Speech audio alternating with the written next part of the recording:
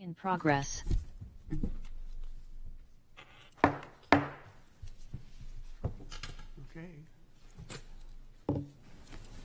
Good evening. This is the August 10th meeting of the Historic District Commission. And I'd like to say the board's actions in these matters has been deemed to be quasi-judicial in nature. If any person believes any member of the board has a conflict of interest, that issue should be raised at this point or it will be deemed waived.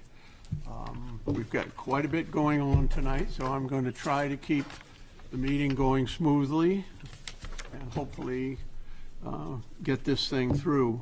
I'm going to introduce everybody here. This is Dan Brown on my right. Good evening. And Martin Ryan. Hello. And Reagan Rudig, Vice evening. Chair. I'm John Wyckoff, the Chair. This is Nick Cracknell, Planning Board Rep. Planning Department Rep, thank you. Good night. Rich Blaylock. Hello, good evening. And Margot Doring. Good evening. David Adams. Good evening. And Karen Buffard. Good evening. All righty. So we have administrative approvals. Do we have 4, Nick? There are actually 5. There's one that's Of not course listed there on the agenda that was continued from the last meeting, which is 142 State Street, the That's- one with the stairs, door, landing on the back. Let me just pull these up, share my screen. Okay. Well, the first one's 10 Prospect Street.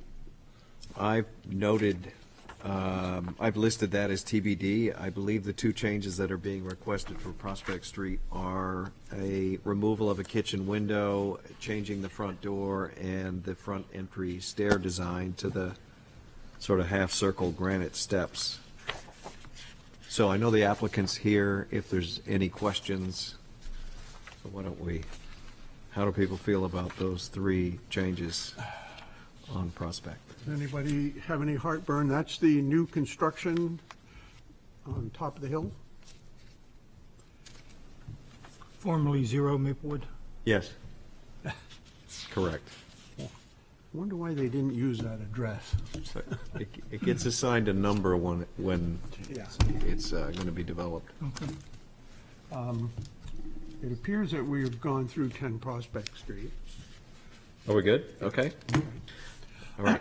So we'll go to 131 Congress, which is a mechanical condenser on the top of the Worth building, right next to the Worth lot on Congress Street. It's towards the middle of the building. It's a new unit. That's why it's here. I actually can't remember how visible it is, but there's other stuff on the roof that's consistent with it. Yeah. So, It's not huge. No, and I think they show on there where it is on the building, and it looks yeah, pretty. very difficult to see that from the sidewalk Yeah. anywhere. Okay, 231 South Street is a very simple application to add a stone wall, a very low stone wall. I think it's 20 inches, 2 feet. Natural stone, field stone wall on South Street in front of that Is property. it 231 or 213? 213. Did I say 231? That's all right. Yeah, thanks.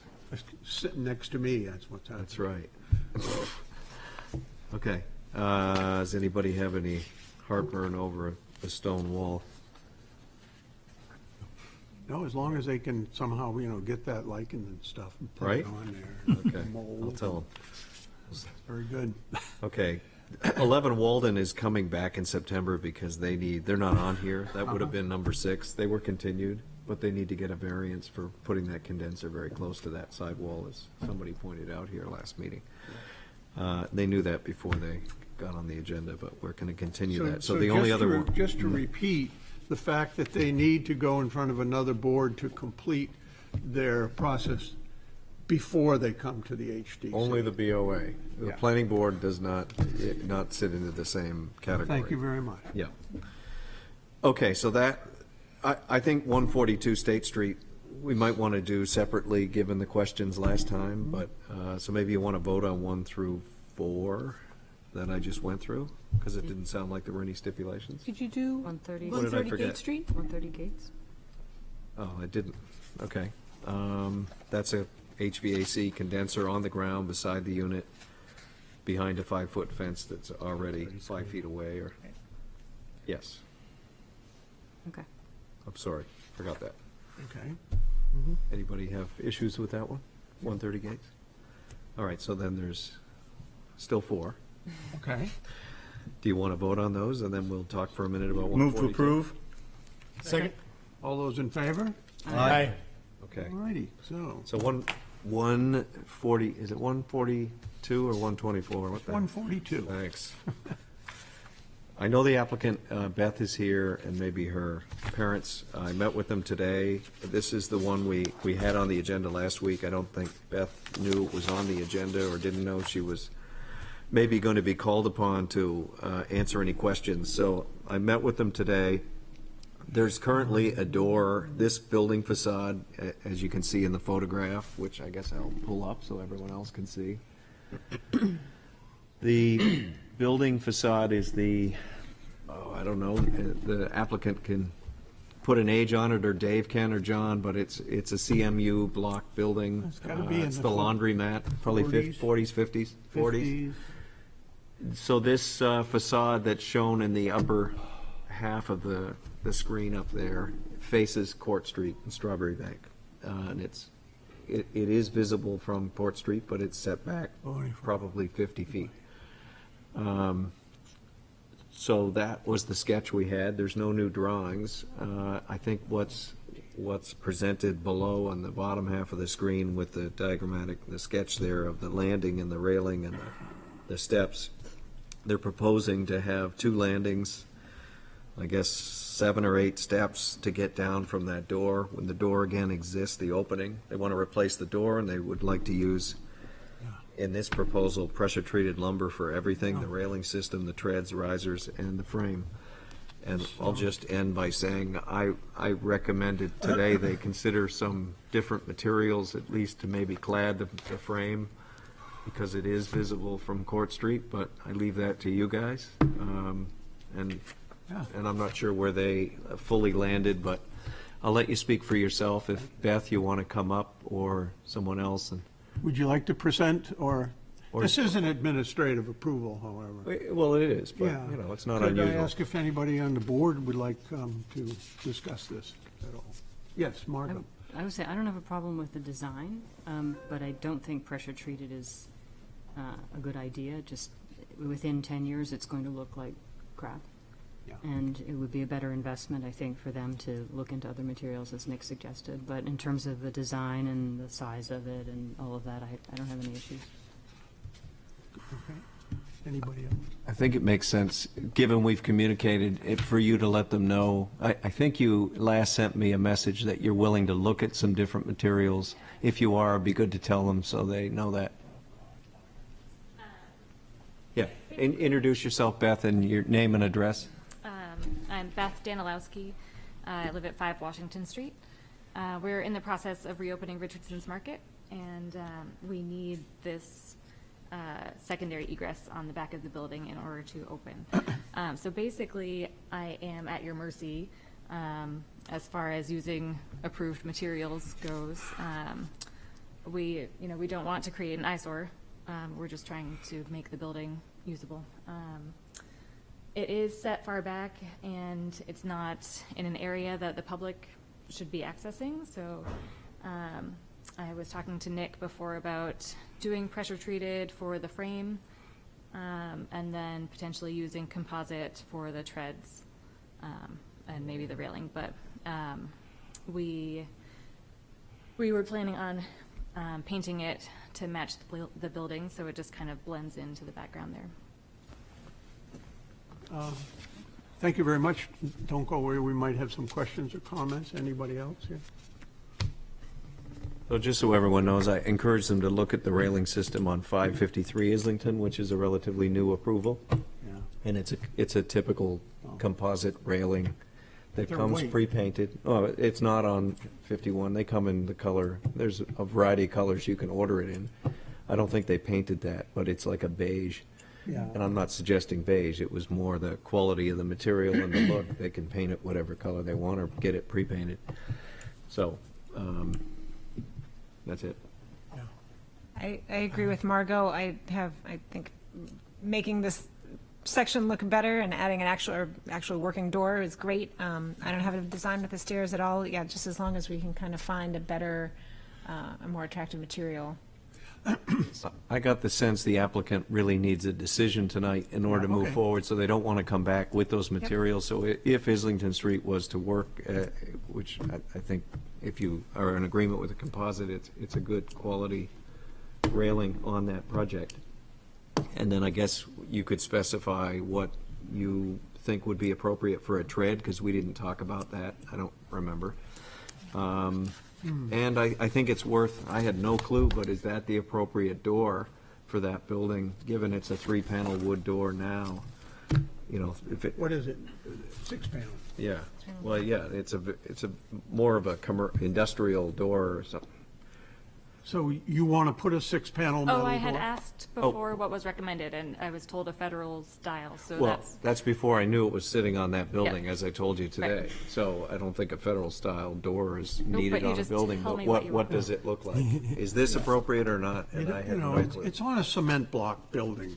Yeah. And, you know, the fact that you're going to have to construct this thing, the basic construction will be pressure-treated wood. Yes. You know, the floor joists and basically the frame. So all you really need to do is cover the outside of it and put a handrail system in, and it would be done.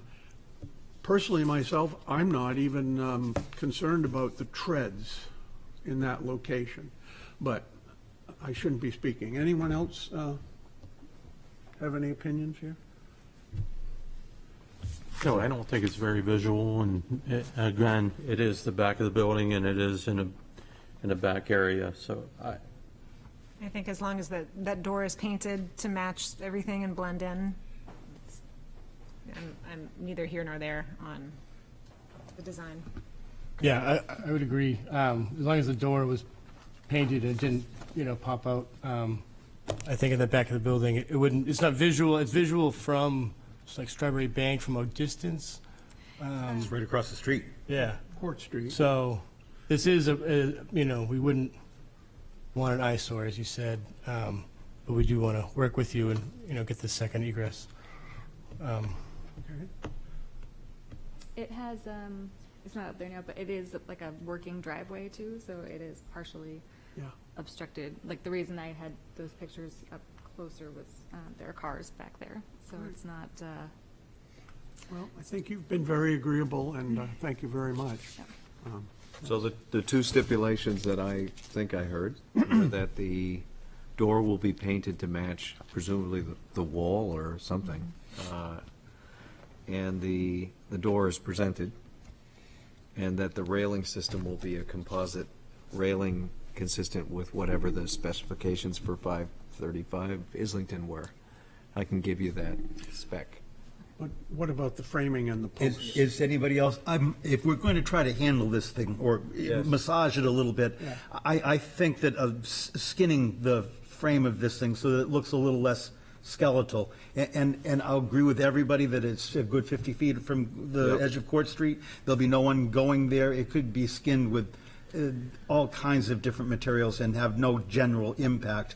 But I think I think the idea of a pressure-treated skeletal set of stairs setting at the back there, I think is a little bit much for the way Court Street's being used right now, in this day. I suggested boral siding only because it's maintenance-free. You can, the paint sticks to it, and it looks like, certainly it'll look like wood from that distance. And I don't know if you looked into that, but they're talking about what to skin it out with or trim it. Have you? so, I I mean, missed that. if it's painted wood, it still needs to be kind of covered up. I guess I don't really understand. I didn't get that. Yeah, with the question? She was wondering if it just painting the pressure-treated was good enough. To me, I think that's fine, but, David has mentioned that he doesn't think it, but you would have to wait a few months after you put the pressure treated up, because it's really loaded up with liquid, and then after it dries for a while in September, October, hopefully you can get it done. Yep. There's no reason why you can't go with a good solid stain and Right. put a color on that thing and make it disappear. Where's everybody else? Yeah, anyone else? Okay. I would be happy with that, or with, I mean, or if you're talking about skinning this thing, are you talking about like wrapping The posts. posts? I was just thinking of some sort of screening. There are all kinds of materials that are used as screening. There's different kinds of lattice work that's pre-manufactured. It's just something that makes it look a little bit less like a skeleton, that's all I was trying to get at. Yeah. I mean, it's not that anyone's going to be offended by the fact that there's a set of stairs in the back of the building. It's just, Yeah. it just seems, it's just a little on the crude side. How does everyone feel about underneath? I would support skirting. Yeah, I would support some sort of skirting. I can see where Commissioner Adams is talking. It would just end up being just pressure-treated sticks coming down, and it wouldn't be pleasing, I don't believe. Okay, Nick, put a Okay, stipulation like in there. vertical boards, 1x4, Lattice work. right? I would, as it be, considering the applicant's patience up to this point and need to get going on it for all kinds of egress reasons, I would think there'd be a thing that you could handle. Yes. Because that's what I you think everybody generally here do. is in agreement Okay. that we're not looking for anything huge out of this. Yeah, Yeah. So Okay. Something like a 1x4, vertical. okay. Let's go over the stipulations one more time and Okay. vote. A composite railing system consistent with the Islington Street project I referred to. Number 2, that the door will be painted to match the wall. And number 3, that a lattice screen will be applied under the landing and stairs with vertical 1x4 boards spaced. Sure, Is that good? or similar. Or Yes. similar, yeah. Yes. Okay, so moved. I'll second that. Okay, all those in favor? Aye. Against? Great. Oh, you're good. Thank you. Thank you. Get the store open. All right, I'm sorry here. We're now moving, we have something here on our agenda about the Demolition Review Committee, but we need to bump that off till next month, continue, because we have some new information. Nick, do you Well, yeah, wanna- I'd like to, this got a little bit ahead of me, but I'm on the demo review committee with John, and we serve on that committee with 3 other people. We haven't met probably for a year, but we discovered long ago on the committee that the ordinance really doesn't have any teeth, other than having a conversation with interested parties about maybe the resource that's going to be demolished. We don't really have any ability to delay things or save things. So we were asked by, I think the prior city council had asked the demo review committee, the planning board, and the historic commission to review proposed changes that came from the demo review committee, so you can at least understand what we're trying to move towards and giving it a little more teeth.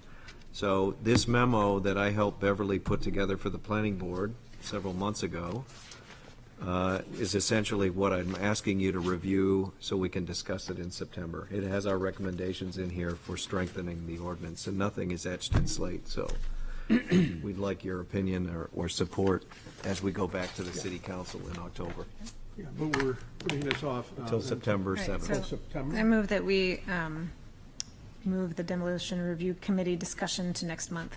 Seconded. Okay, all those in favor? Aye. Against? All right, so everyone put on their thinking caps if they got some good ideas. So we have public hearings, new business.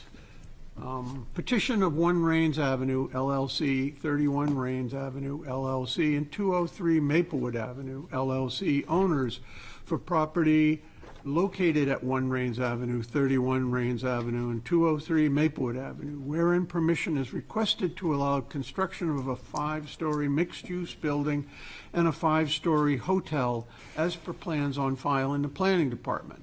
Said properties are shown on Assessor Map 123, Lot 14, and Map 123, Lot 13, and Map 123, Lot 12, lie within the Character District 4 and Historic Districts.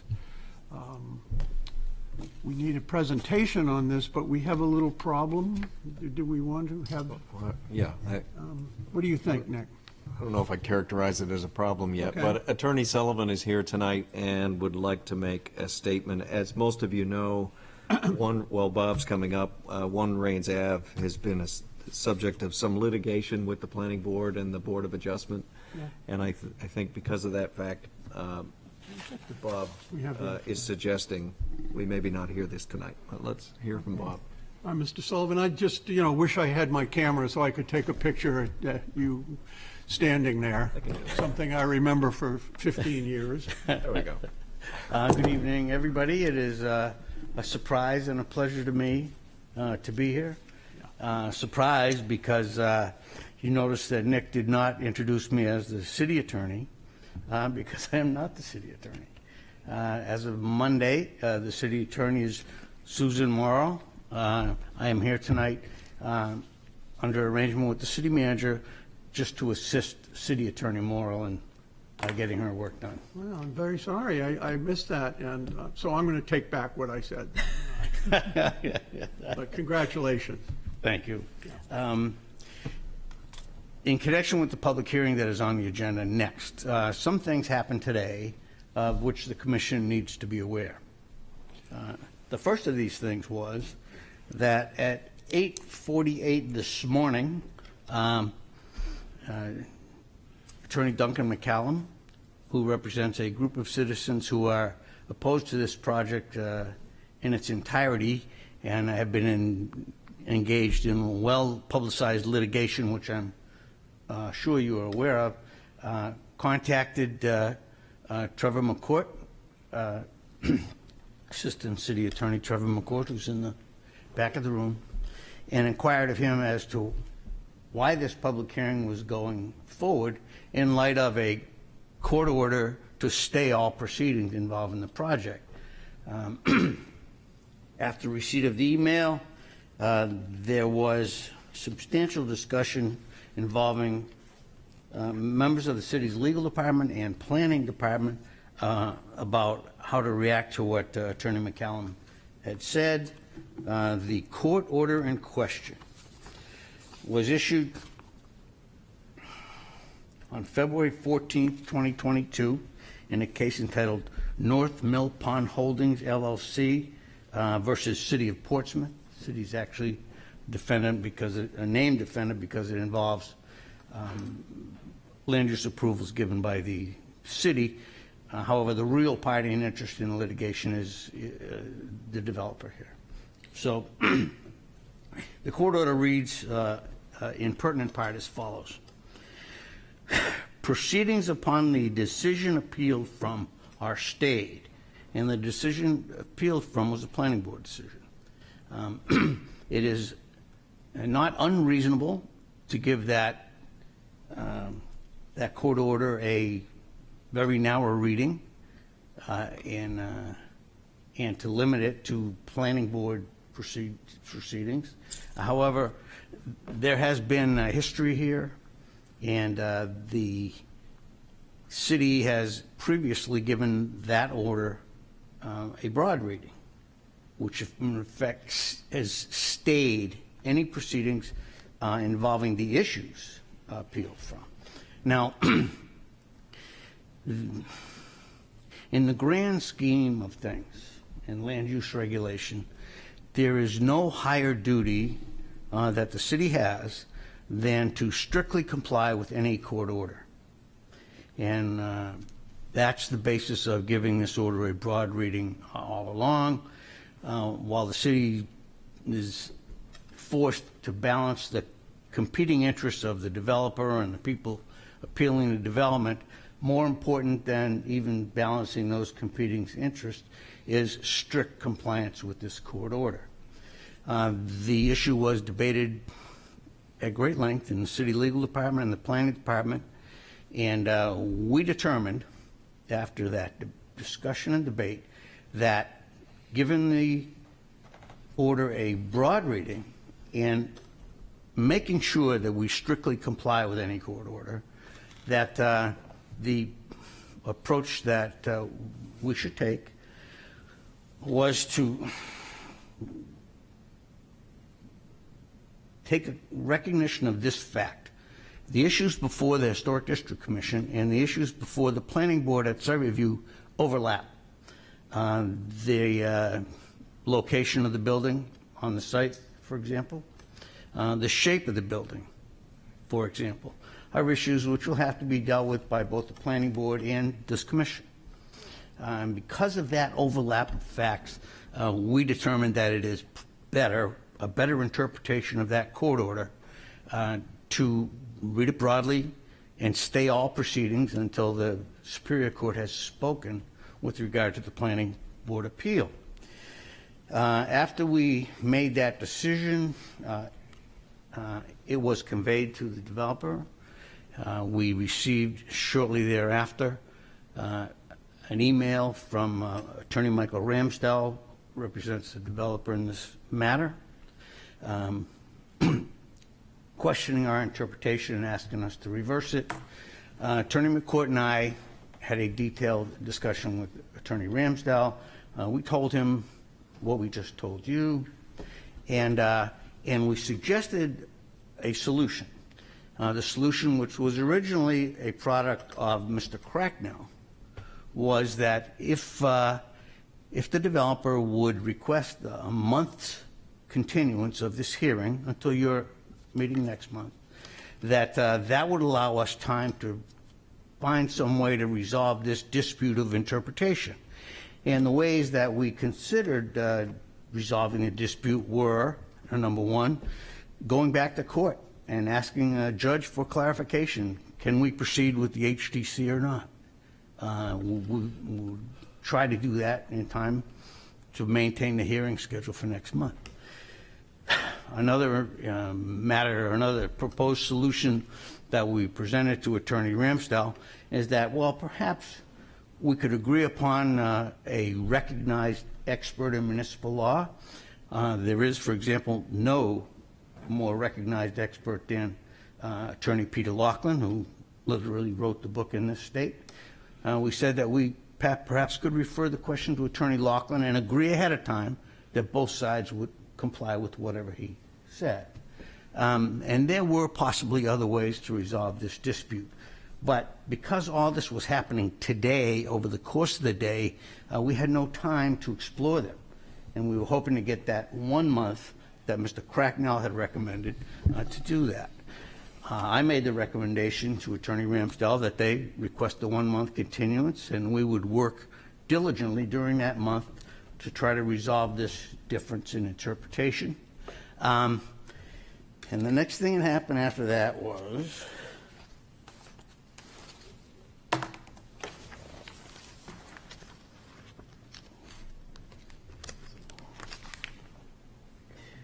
at 4:30 p.m. this afternoon, Attorney Ramsdell rejected my recommendation and advice.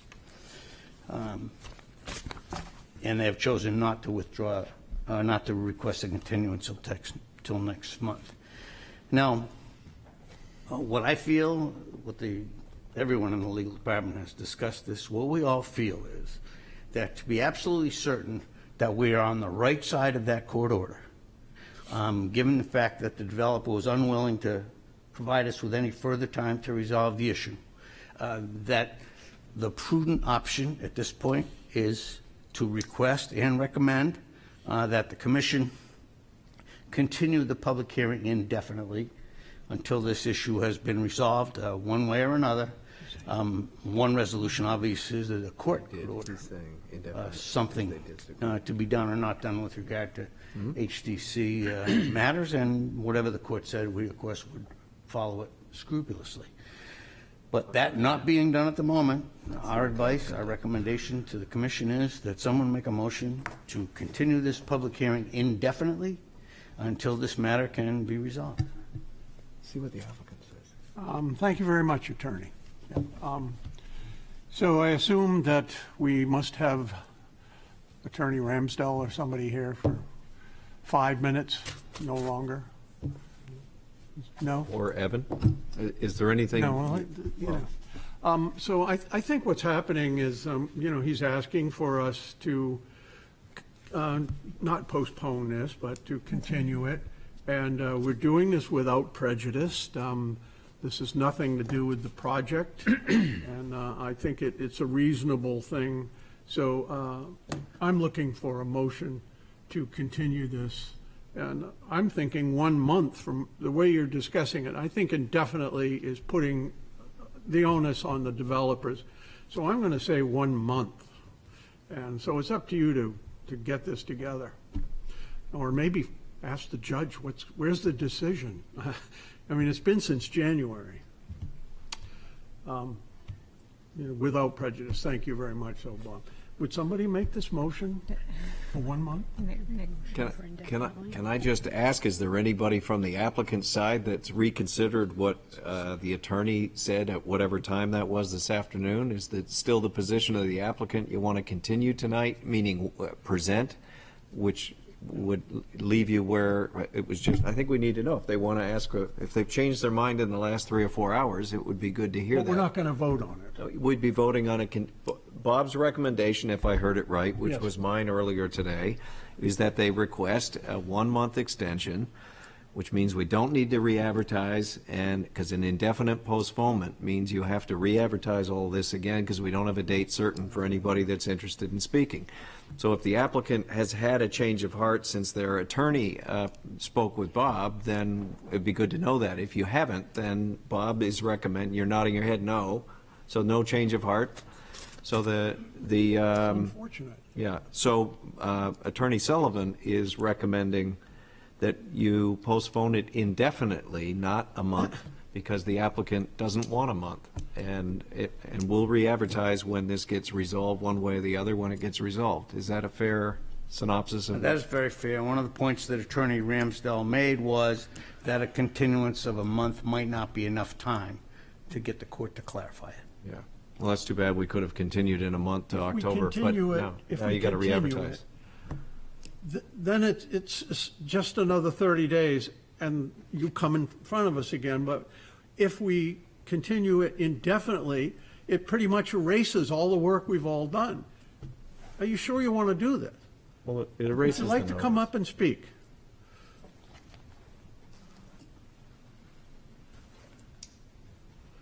I don't know that it invalidates all the work we've done. I think we've worked in good faith with this board. We've understood that the court order was limited to the planning board and the zoning board, and honestly, we were taken quite by surprise by this action today or this discussion. We would like to continue our discussion with you, and we have applied for a certificate of appropriateness, which was publicly noticed, and I think 2 weeks ago. We've been having this ongoing conversation with you, and we've worked diligently on this project with this board and many other boards and commissions for over 18 months, and we would like to resolve this, and so we would not like to ask for a continuance. If that is the city attorney's or former city attorney's recommendation, I think you have to consider that, but. Yes, we listen to our legal department. And so that puts us in direct conflict with what you're saying right now. Well, not in conflict, but just what their desire is different. But So, I just, and when I put all of this into my mind and I take all of these, weigh these things into consideration, the reason that I would consider going with Mr. Sullivan's recommendation is the last thing I want to see on any one of our projects is litigation. And my concern is that if we don't take the prudent course and hold off with a public hearing now, that our actions and all of your hard work will be subject to yet another legal action. And I just don't think we need more legal actions when we're talking about putting the work that we've done so far on the shelf, not forgetting about it, not putting it, to bed. And we come back when we know that the chances of there being some sort of negative legal action on your hard work is less likely to happen. I think that that's prudent on our side, and I think it protects the applicant as well from further delays that might come up by having a second legal action. I understand. But the easiest way, would be if they would ask for a continuance for a month. That would be, you know, all of the paperwork, all the work we've done would be right here, and then next month, we look at it. I agree with that, but that's not what they're willing to But- ask for, right? I don't know that there's anything that says that can't sit there for 2 months. If Bob's suggestion, Mr. Attorney Sullivan's, is that it's indefinitely until it's resolved, but Well, resolve means getting an answer in one means or another to the question of what the order includes or doesn't include. Correct. Right? Right. So what John is saying, and I think you get it, but for anybody that doesn't, is if you asked for a 30-day extension, to postpone this for 30 days, there'd be an opportunity to do what Bob has already spelled out with Attorney Ramsdale to potentially get an answer in 30 days about the jurisdiction of the HDC in relation to that court order. Then you could proceed in September without re-advertising, without the added expense, because an indefinite postponement requires, just by default setting, re-advertising the project because we don't know when you're coming back. And if you weren't ready in 30 days, because it's going to take 45 for the judge to give you the time of day, you would get a continuance in September to October, and you wouldn't need to re-advertise. That's really all we're talking about, is do we need to go back through a renotice or not? The only way we can avoid it is to postpone to a date certain. You could So- also say October's fine. so it would be most convenient for the city not to have to renotice. And you, why spend money? That's just my opinion. It would clearly This has cost you less. happened before, too. Honestly, it has, with, not necessarily with the legal department, but with people just coming back and asking for a continuance, and coming back and asking for another continuance, and basically everything just hops forward. Yeah. It seems like it keeps you alive here.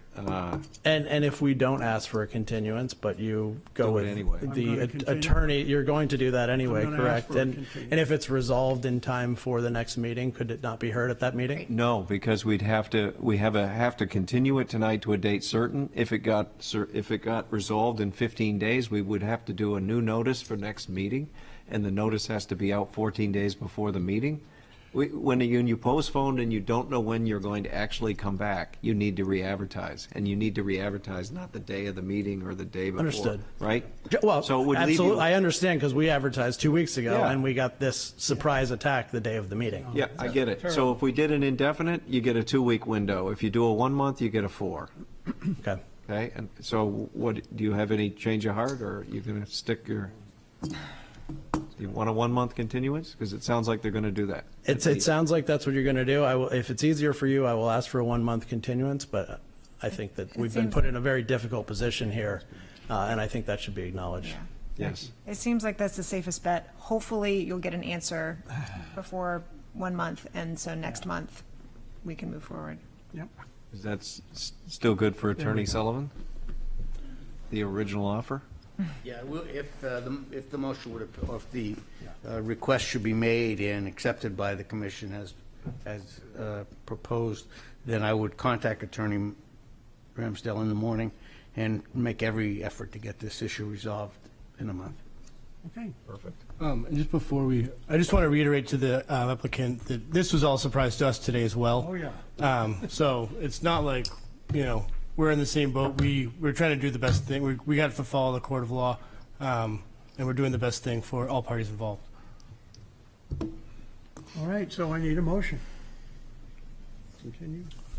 Or do I need a motion? Yes, you He's do. asked for a yes, I You do. need a motion. Right. Second. I'll move that we continue this application to September, and hope that everything is resolved by then. Seconded. All right, all those in favor? Aye. Against? See, there we have the continuance. Thank you, and I hope to see you again. All right, Thank you, Attorney. bye-bye.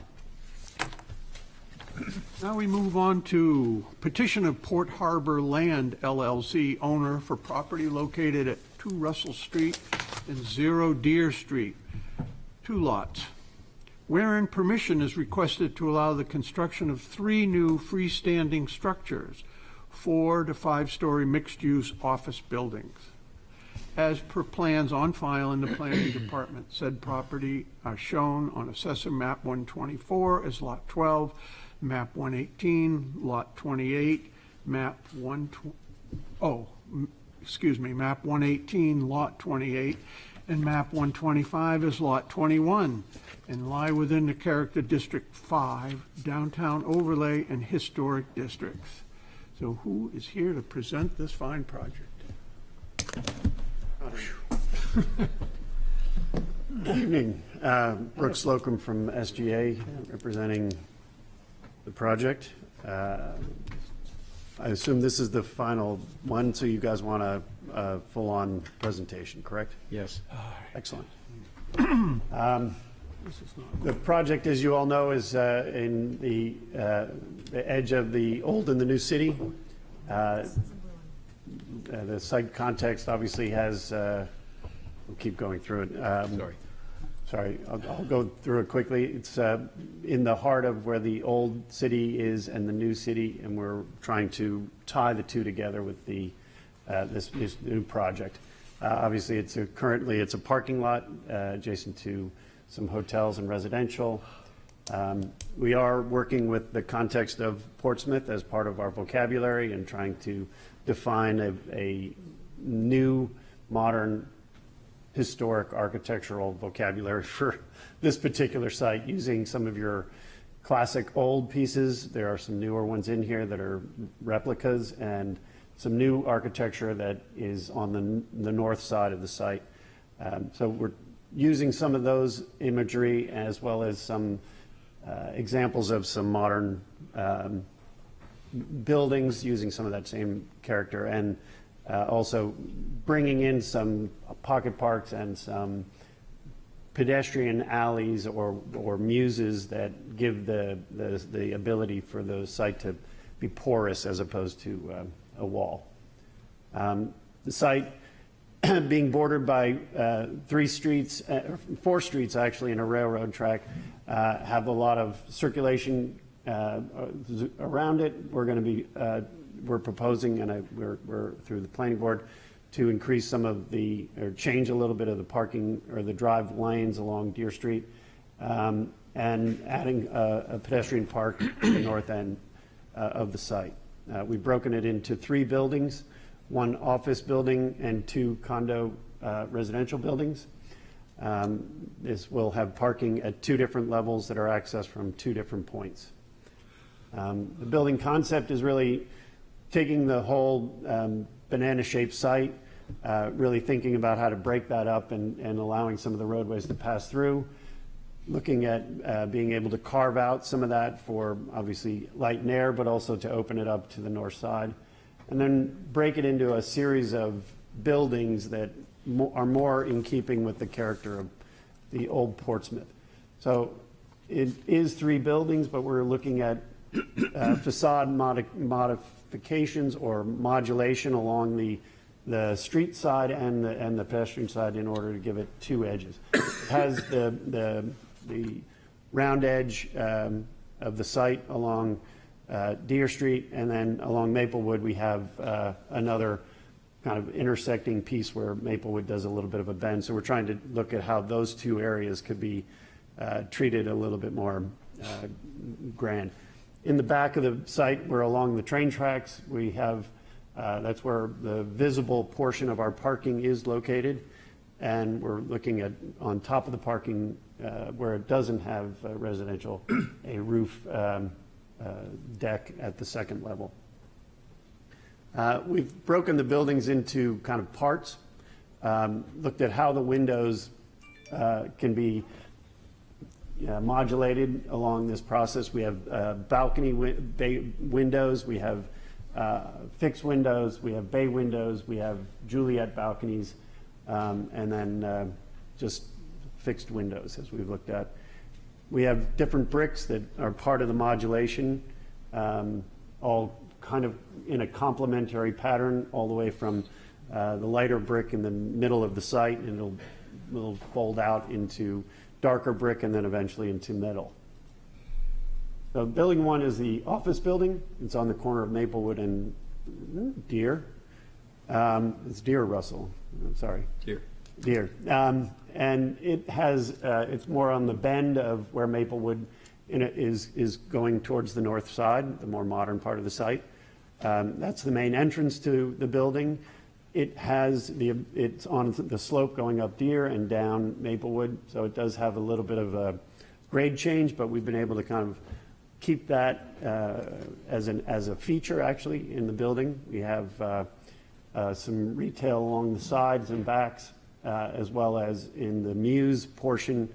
This is it at night, obviously. And then around the other side of the building, we have a passageway that connects to the old part of town, through Port Walk Place.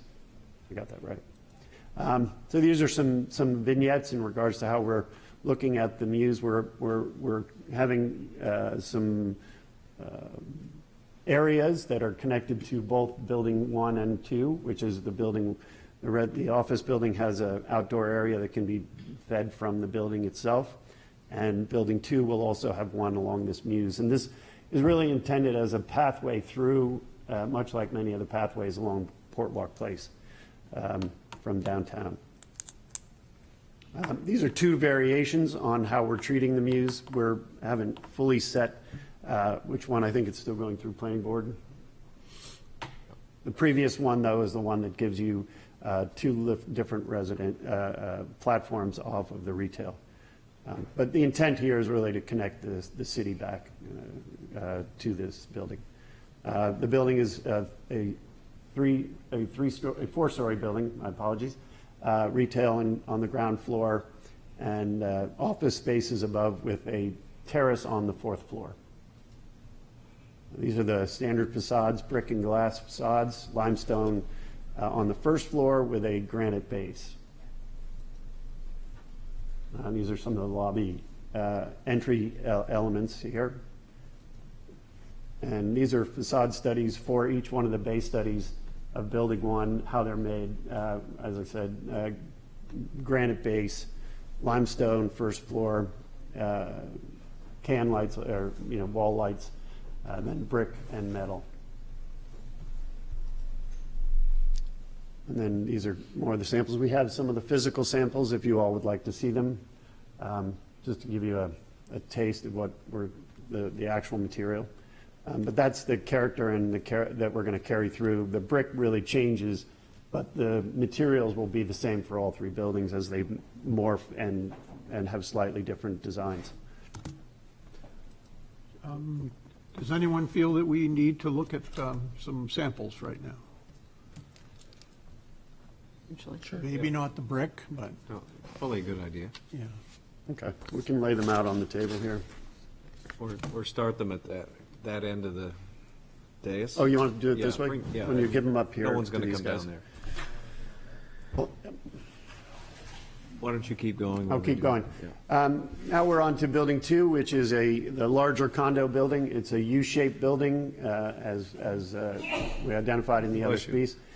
This is also where we're we're proposing to do a little bit of adjustment to Russell Street at Deer and Russell to create more of an outdoor plaza and clean up some of the traffic issues that happen by people cutting through that site.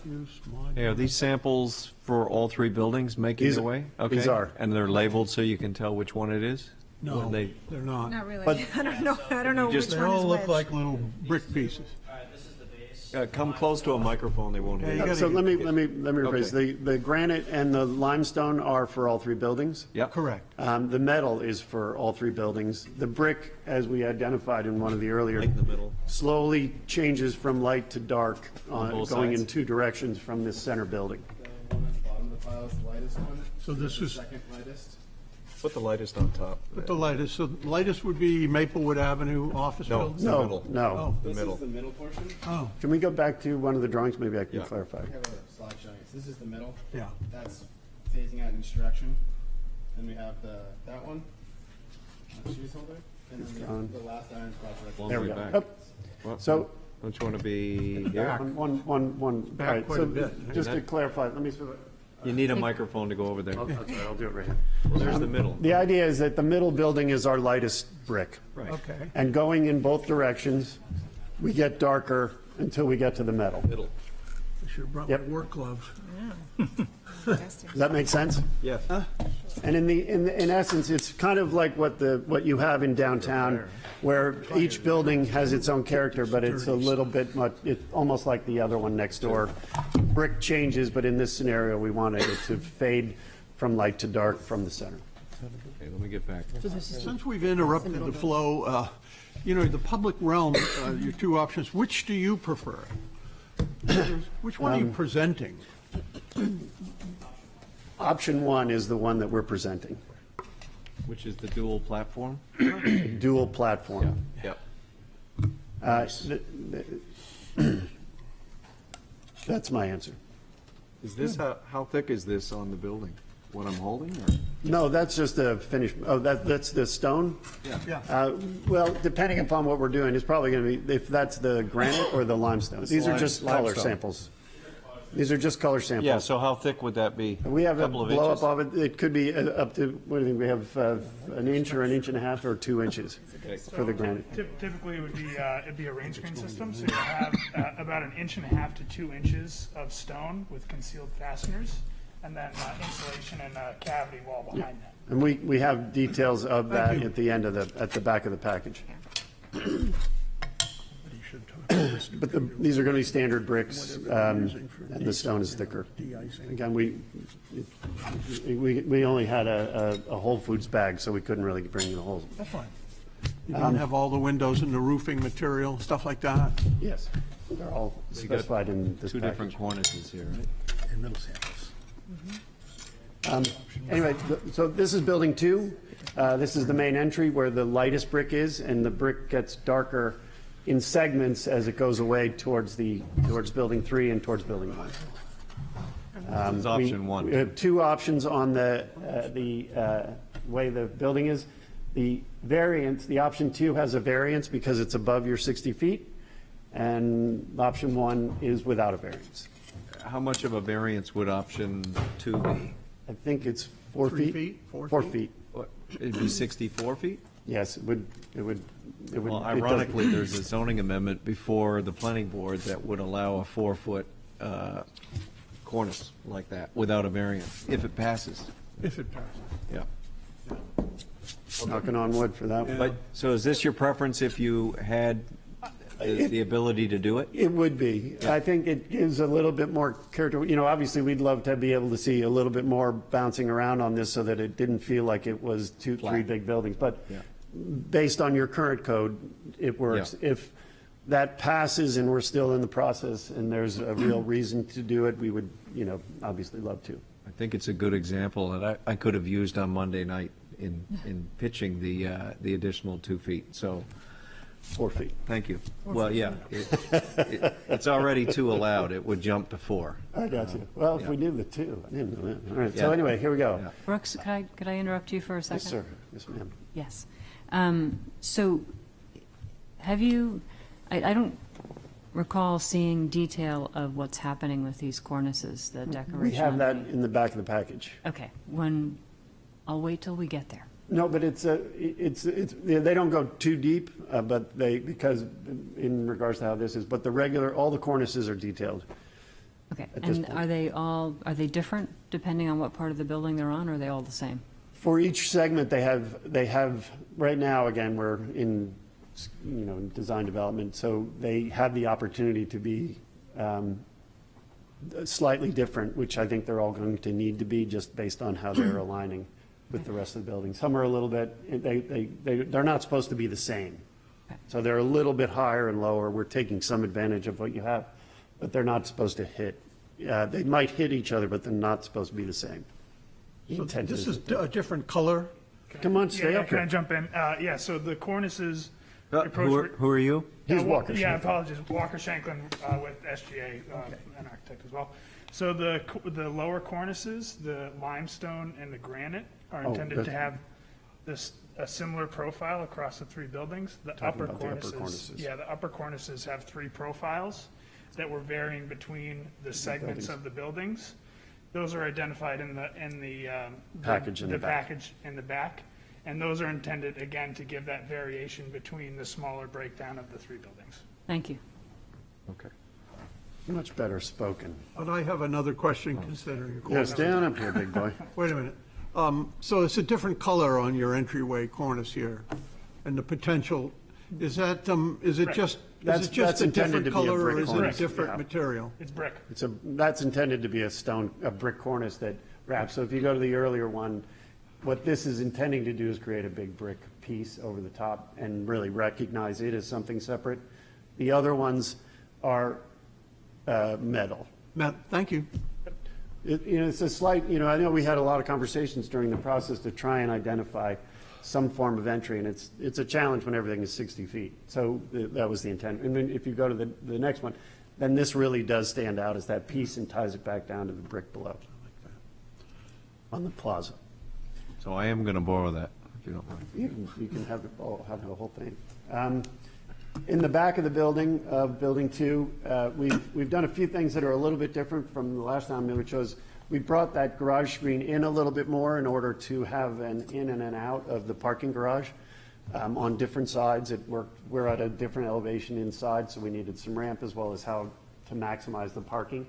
It still has the screen depicted graphic on it that's just created through punched holes in the screen. And we still have the deck on top, but we're wrapping the limestone around on both sides. On the corners, we have our transformers that are also wrapped in the screen, which we're hiding behind the trees in these photos. And then, obviously the apartments are facing in the back of this building, actually some of the best apartments because they face the rooftop garden. This is more of a blow-up of that screen, and again, the picture of historic Portsmouth of this location, as well as some of the waterfront that we're intending to put on the screen wall. One thing that may happen here, may have to be happening, is there may have to be a more solid base on this. We're still making sure that can happen. Solid face on what? Just on the screen, just so that when they snow blow it, it Doesn't get damaged. doesn't get damaged. Yeah, so you'd have to come back for administrative approval for something like that, Nick? Yeah, Some kind of base on there. I see. Not a biggie, though. Okay. Just reinforce it. Yeah, we'll put some steel in there. Yeah. Yeah, because it may end up just being part of the screen, but in a It'd more be better, permanent manner. yeah. We just probably don't want the holes in there. Again, this is what it'll feel like at the corner of Russell and Deer, with a lot of retail potentially, and people living there having a great time. These are, again, just some simple vignettes of how this building looks as you go around it. One from, obviously, the front entry, in between Building 3 and 2, some of the retail entrances on the lower right, and then up on the second floor roof garden.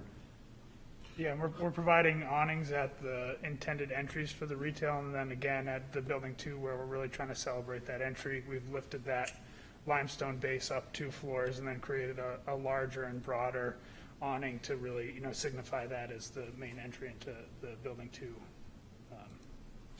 structure. Yeah. And then this would be some of the patterning. We're looking at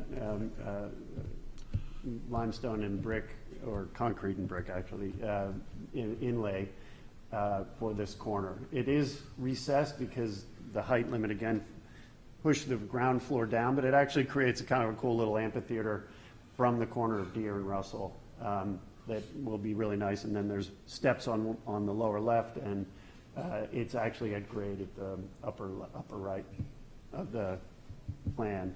And this is kind of some of the feel of how it might be at that plaza. The building in this scenario, as I mentioned, has a half below grade parking, and then parking on the first level with retail wrapping the edge as required. And that's where we have that additional raised platform to the lower portion on the left. And then there's apartments for 4 floors and a little roof deck up at the top. And brick, metal, stone, and glass. Perforated metal. These are obviously the required elevation. But these are the two versions of the front entry. It's not a huge change, but it does make a big difference, I think, just that 4 feet. This is the entry, as Walker was just describing. It has a more profound limestone entry element of 2 floors, and then there's a kind of an articulated canopy in an octagon, half octagon shape over the first floor. It has retail as well as a building entrance. This is the entry into the parking garage on the first level, at the lower level, and that's for valet cars. And then this is the one of the entrance ramps into the garage at the lower level, and the screen that you see there is for the transformers. The windows in this visual are looking into parking, so it's not like any tenant is looking out into the back of the transformer. The door's actually over here, right? The entry door is over there. Yeah, we'll show it on the next one. Yeah. Yeah. So this is the door. The door. You mean the egress door? Yeah. That's around the screen on the other side, and then this is another parking. This is the exit from the parking. And then these are some standard retail entrances. Again, these buildings are unique in the sense that they slope so dramatically that we have these kind of odd and cool conditions where the canopy and the sloping away of the sidewalk interact, and hopefully they become part of that vocabulary that you guys have already created. And then in some of the circumstances, we're taking a little bit of liberty to create a little bit higher limestone for more significant retail entry. This has a small roof deck on top as well, for the privacy of the tenants. Again, brick, limestone, granite, metal, glass. These are the 3 different kind of window bays we're using: fixed or Juliet bay and balconies, inset balconies. Yeah, and we just want to reiterate the idea of blending the 3 buildings together with the metal channel and the detail, so at the corners you have the exposed horizontal C channels, and then as you get further into the building, those C channels sort of become infilled with the brick, so you still have a top and bottom profile that carries across the 3 buildings, but then you can start to blend in more brick and traditional materials. Again, material detail. And then, as Walker's point, just going back to that last one, you can see how the bay windows do carry that metal piece across that is on the Maplewood Building 1 and will end up on Building 3 at the end at the Flatiron. The entry. Sorry. And you can see here in the brick, we're calling out which portions have just the solid brick one, and then which ones are blend. So we're really trying to ease the transition between the middle and the end, so it's not a very stark contrast that you're seeing here. There will be blends between those 4 bricks that you see. And then this is a material study. This is an example of what that perforated screen could look like in reality, and what it would look like from the inside as well. So it doesn't feel confining. It feels like a window when you're parking, but in the outside it gives something back to the city. Building 3 is the one on the corner of Green and Russell. Is that right? Mm-hmm. Am I right? Okay. Yes. And that is the perfect half ellipse, hopefully, if they can build it right. And then it has, walked up the street to the intersection where the Muse is, or the drive lane intersection. This is actually a nice little corner. It kind of squares off the building a little bit and has the upper portion here is the entrance as well as a retail entry. And ideally, as you go down towards that other side, the idea, we're playing with the idea of a restaurant in that last piece. So we're providing opportunities for that to happen on this by making sure there's shaftways for kitchens and stuff in the building. Yeah, I think in our previous presentation, we did have, especially the bottom of the ellipse, lifted up quite a bit more with kind of a solid street wall. And in this scheme now, we're sort of easing that down and allowing for steps. Yeah, we may have done that by the last work session. So we did, okay, yeah, just making Would sure. there be provisions for ventilation in the future possibly? Have you Yeah. thought about that? We're providing an area for a shaft, Okay, an thanks. exhaust shaft to A be in there. chase. Correct. Okay, thank you. And hopefully if, people really like it, then we'll put it in while we're building it. Yeah, and we have located mechanical screens and mechanical units on all these buildings. You can see from the ground, there's very few views that you can even see any of that equipment that's located on the roof. We're really trying to keep it as central to the building mass as possible to conceal that. Have you thought about waste? Yeah. Yeah. Where is that going? So we There's have trash rooms on every floor. In the screening? In the building. No, I meant Inside. dumpsters or something like that. Yeah, so we have trash rooms accommodated per floor. They'll gather in the base of the building, and then they'll be dragged out and operated. Very good. It's a pretty tight site, so we can't really stick a bunch of dumpsters in a corner or something. We're going to have to have. We hold it on service. every floor Yeah, exactly. of the retail floors. Thank And, you. And when it comes time to take the trash out, those cans will go down in the elevator. This is the revised Market Street and Russell, and the park that's alongside of the train tracks. This building is all retail with the exception of the lobby in this one, and then apartments, not railroad apartments, funny enough, on this building. It's narrow. Again, you can see the variation in the brick. It goes from more of a red to kind of a mix of red and black, or iron spot, then metal.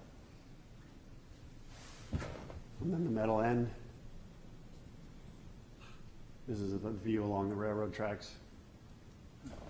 And then a little roof deck up at the top. These are the entrances, one to retail and the other one further into the site for the apartments. These are standard retail entrances. It also has the egress stair in this particular view. Can I go back to the rooftop? Is it too? Yeah. What's that green? Are you just painting the roof, or is that going to be some sort of grass or something? What is that? We would like it to be a green roof, which we're trying to have as part of it. Be a sedum roof in the same sense that we would have a paver. That's what we're intending. So not paint, but actual organic material, Yeah, ideally. ideally. Thank you. It would make that a pretty cool That would be Yes, it pretty would. cool. place to hang out. It might make the building cooler also. We would hope so. Whoa, humor. Sorry, there's no flag in them. Just trying to keep up. Yeah. Want to go back? And so I think we've seen this one. This is the entrances. Yep. As well as the valet car entrance. The one thing that we did do, which I don't know if we actually have a shot of it, Paul, but the stair going down, you can actually use this one as a way of passing through the site as well. That passageway between building 2 and 3. We may have it a little further down. Okay. Again, these are the facades of that building, brick and metal, and metal. Granite, limestone, brick, glass. Looking at the little bit of developed public space past Green Street heading down to Market, you're proposing to snap that stone out? Yeah, it has to come out, yeah. It has to come out. Which stone are you Pardon? talking? Are you talking about the boulders that are there now? Huge Boulder. patch of Oh, ledge it's an right there. outcrop, all right. There's going to be a lot of that on this site. If I'm not mistaken, the entire site is one big boulder. That just happens to be a high part. The developers, we would love to have done a nice big basement for you, but we're going as deep as we can for this particular site. Yeah, given some of the requirements for storefront entries every 50 feet especially, and the amount of sloping that's on this site, you know, we did actually for building 3, we are dropping the slab as well, and that kind of front It has two two, zones. Exactly. 2 levels. So given that, and given that we want to, you know, provide a pretty equal access and entry into the building without having to have lots of steps or ramps on the inside, the best thing for the project is to drop that slab down, which consequently means we have to remove more of the ledge than. When we were reviewing this site several years ago for a different project, someone pointed out that's the most historic thing on the site. Was it rock? Was the It outline. has that one marker on it. We can take the marker and stick it on the. We'll put it in the center of the space. Yeah. But it is it has served, unfortunately, I think it has served its purpose over time because it was a marker for whatever you were doing in Portsmouth. But the only way to develop that site is to remove it properly. I was thinking it was one of those Coast Guard. Geocaching. Yeah, I have a picture of it, but in the appendix, obviously, we have all the elevations as they are. They match exactly what's in the model because they're all the same drawing. So these are, technical developments will happen to these as we go further into design development and construction documents. These are all the window the types that we're working with. As you can see, anything in the darker shade is the louver on the first floor in order to feed our retail spaces. And then these are kind of some nice little cutaway sections just to give you an idea of how the building is built. And I think as Walker identified, the different cornice conditions and their shapes are detailed in this particular set of documents. These are how they look, the pretty look, and then how it actually is constructed. I mean, I think they're pretty typical. What's going on here? That's a stair tower of Building 3. These are some of the plan details for how the brick is going to be assembled and attached back to the building, how some of that metal channel, as we were talking about, goes. In some conditions, the upper right has brick in the channel, and in some conditions it goes to metal. But it's all kind of a kit of parts, as I think we've always talked about, trying to continue to develop that as we go. Thank you. That's how we're showing it? Yeah. All right. We have a lot more behind there. I think there's a lot more behind the thank you. Behind the thank you? But I don't think we need, I think that's more reference material for you guys. Yeah, it's okay. But that's the package. Where's the detail for the? Yeah, I'd like to see the. They're here. Yeah, they're behind. They're You didn't go all the way down, I don't think. kind of It's way gives you down. How they're. Keep going. These are all Specifically. No, that's all we got. that's it? So Oh, it's that's metal. your next show. This part is Okay. brick, but it's Okay. showing We the have, metal part. Okay. That's better than. they're in there, they're just, you can't see Yeah, them. they're hard to read, right here. Yeah, you just can't see them because they're so small. These are, So, you okay, please? Yes, sir. Last question? So, what little I can see of the cornices by just zooming in as far as the thing what computer will Yeah. allow, is they're fairly ordinary or plain. I'm not sure exactly which word I'm going for. Clean. And clean, thank you. I've been thinking about your, all throughout this project, you've been trying to bring details and fun elements of the old town into the new, and you've done a great job. But the one thing we've struggled with is the roof line and the cornice line. And, we had the Odd Fellows building, we've had a bunch of different things, and it's been on my mind. I was in Market Square the other day, and when you're in Market Square, you usually look at the Athenaeum, and every time you see something new. What struck me above the Athenaeum and the buildings to the right and the left is when you look at the cornice lines for those buildings, they look like one building, but they're different buildings. Yeah. They are very, very different. Some are plain, some have dentil work on them that's really, out of this world.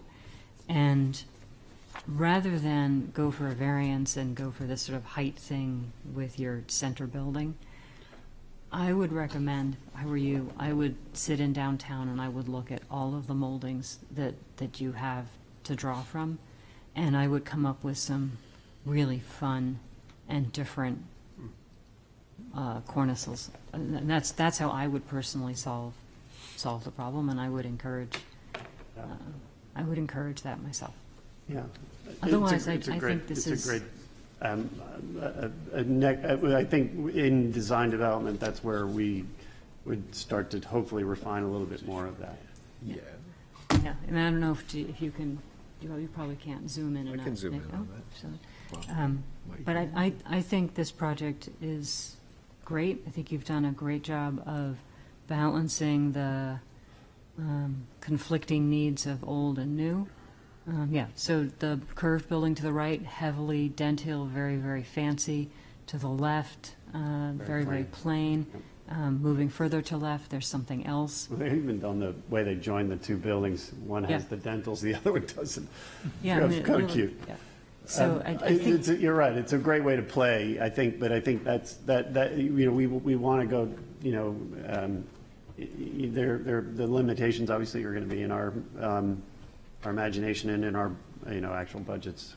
So it would be fun to do more with them, as you say. so I like what you've done. This is it. Comments from everybody, or forever hold your peace? Sure. Excellent job, and I think unfortunately there's some missed opportunities to do something with heights, but I think that's out of your control. I would hope that you would pursue the variance to give it at least some sort of hierarchy in the middle of building 2. I think it's a terrific building. It balances the ideals that this is separate buildings and one building, or one complex. And I think it does that very successfully. And I also think that the fact that this building has a lot of transparency is what's going to make it successful. I think it's that transparency in the 111 Maplewood distinguishes itself from the other buildings in the north end, and I think that's very important. I think that's what you've done is very successful. I would hope we'd see some mock-ups. I'm still not convinced about the black glazing in the back that's part of that mural. And I would hope that we would have a stipulation that might have us looking at a mock-up before we get a final approval. I still think it should be maybe a... Screen in front of the parking? Yeah. I still think something other than black, maybe a sepia, might be a little more appropriate touch than such a hard black, you know, almost like a Vietnam veteran memorial kind of statement. If I can just clarify, it's not black, that's just the holes punched in the screen. Yeah, it's It's just dark. Just the void behind. Yeah. It's just dark, you're saying? Yeah, there's no black there. If we have one more shot where I think we zoom in. What you see are just holes. So Okay, it's not at night, glazed. it'll glow, all those holes will turn white if they have lights on in the garage. Well, it's holes in something, so what is... Holes in a copper facade, right? Where are Colored- you actually copper-colored. referring to? The you guys? lower right-hand corner, I believe. Here? Is that what you're talking about, Martin? Screen, the This whole punched metal thing. screen. Okay. The screening for stories. this. The whole area. Yeah, that- that's intended to be sepia. You're correct in that. We don't want It that is to be black. intended to be Yeah, sepia. Yeah. Yeah, it's too, that black would be I far still too think dark. a mock-up is... Yep, Yes. we want to see it too, but we're doing a big piece with a bunch of poached holes right now, and it's, when you see it in person, they're big. I mean, it's not like you feel like you're enclosed, it's not, these are, if you look at how small those people are, it's a big screen, and it doesn't It's a feel big so. statement. Hopefully. And it's very important, so I think, Yeah. you know... I agree with you that it's something, we're definitely going to ask, you know, we want to see mock-ups for the brick and this, you know, that's part of the process of doing the buildings properly, to make sure that as the details get carried across, they're all following a certain rhythm and character. So a VMU, a virtual mock-up, is what we would definitely be. It's a good choice of the old waterfront You know, when people refer to the old Portsmouth, of course, they're all referring to something 20 years ago. This is the Portsmouth that existed for 100 years, 150 years, and it's good that you're referencing that. Yeah, I like the other one where it's the train station right The at train the site. station, yeah, that's great, beautiful. Surprised that you have it. Yeah. We're not set, I agree, I like the idea personally, hopefully ownership does as well, but, you know, the intent would be, let's make sure that these are the perfect images and they look right on the screen. If, you know, again, I think if we can continue to dig up archives of a good image, but I think the two precedent images were really powerful to us so far, but And one last comment, some of these public plazas and things like that, they seem to be not totally fully baked. Is there going to be more to those, or there's going to be more of a design for those, landscaping, things like that? Usually, we get a pretty thorough, even though we aren't, that's not necessarily our purview. They just seem sort of generic. They're still being reviewed by the Technical Review Committee and the Planning Board, who have jurisdiction on it. So the answer would be yes, from my opinion, sitting on the Technical Review Committee. Yeah. Very good. I'm good. Thank you. Thank you. Anyone else want to? Yes, I think these buildings are very successful. I think you've done a great job with the space, honoring the railroad, honoring the brick from Old Portsmouth, but yet making it a little bit different, and then making it a nice transition where it's not a hard stop. I think this would be a nice addition to that part of town. Right now, we kind of have this void where you kind of separate the north end there from the main part of town, but I think this does a very good job of continuing that flow, especially the third building. I think the board here had a lot to do with making sure it was porous, which is Thank you. fantastic. Yes, Dave. Thank you, Mr. Chairman.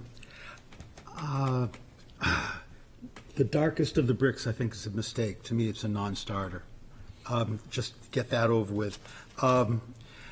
This is I'm imagining that this is a kind of an odd opportunity to be able to control the architecture of an entire street all at once. You've done a marvelous job of building a very lovely building with flow, a sense of integrity. I still am struggling how this fits into Portsmouth, and I still feel very, very awkward about the pillar and glazing structure of it. I just don't see how it fits. But your talents of being able to draw and render something extraordinary, sir. Yes, I'll follow Reagan? up. Because I'll follow up, because I've mentioned before, I share Mr. Adams' a little hesitation of how this fits into Portsmouth, because from the very beginning, I was like, this is Back Bay, this is very Boston. But, and this is a big but, I still think that they are attractive buildings, and I think that they are a good fit in terms of a design of a new building, a new type of architecture in a historic setting, because they reference historic buildings, they reference historic types of buildings and historic sort of traditional construction in terms of having those sort of heavy corners and pillars, and you can see, maybe they're not technically still constructed in using today's technology like this, but it looks like you've got the plates and everything structurally in a very traditional way. And so I think it's a great way to bring a lot of modern glazing, like we were saying, a lot of windows into town, but still have brick that references, all of our other existing historic buildings.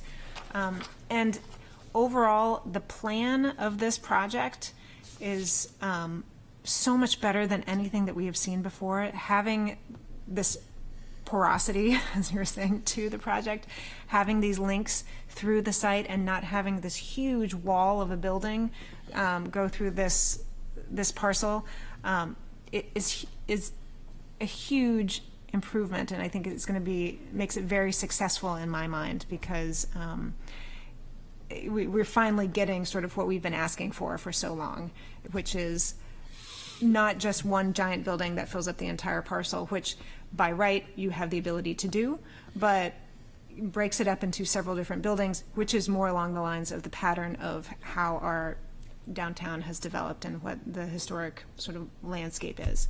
So for those reasons, I'm very happy to support this project. All of these details, the screening that references historic Portsmouth, everything I think is really well thought out. So I thank you for all of that. I would hope that buildings that follow this maybe will help it fit in more. Mm-hmm. Go ahead, Karen. Yeah, thank you for breaking it into 3 buildings. We haven't seen that before. I hope that your efforts here, which I think are very successful, will give inspiration to other people to do the same, because it would have been just a terrible tragedy to see one big building. So I think that's really great. I like the style. Just as a side note, I think the higher cornice on building 2 is better, but I could live with it the way it is too. So thank you. Appreciate it very much. You want to speak? I just want to say is that that whole new development behind us, the north end certainly is in Portsmouth. And you're making a link, and I think it's a good link that brings a little bit of old Portsmouth and connects it to this whole new north end. So I can see it fitting as a link to what we had and what's developing beyond it. Yeah, I think some of the work that, as you mentioned on the last group, but I think the work that we've done as a group, you've made us think about a lot of the things that you have, and the balancing of the modern and the traditional is the challenge that we've all been confronted with, and hopefully it won't meet everybody's expectation, but hopefully at least to some degree you guys will be happy with it in the future, because you all have to live with it. But we're trying to do our best to match that for you. Not everybody, it's not going to meet everybody's standards. For building style, it shouldn't. No building can really. But hopefully this does what it needs to make your happiness of the future of your town. Well, thank you. I have a few words also. You know, you don't always get what you want, and we all don't get what we want all the time, but you have listened to us. And I can remember at the beginning of this, and, you know, you've taken all of our comments, and thank you very much for that. I'm old enough to remember back in the day, and you might not, there was a new Boston, and it was promoted heavily. It was in the Boston Globe magazine on the front cover. And what did Boston get? The Prudential Tower. You know, that's what they got. It's a one tower square. And the movie, you know, and some movie theaters over there, and all this sort of stuff. And so this is really the new Portsmouth. I mean, the reality is, you know, the federal government came in and wiped out half of our city, and it wasn't a pleasant thing when it happened. And it's nice that your infill is appropriate, and there's certainly no Prudential building. I mean, you know, your materials are excellent, and all in all, I think that this is a very good project. I'm going to open this up to the public now. Thank you. Thank you. Would anybody like to speak?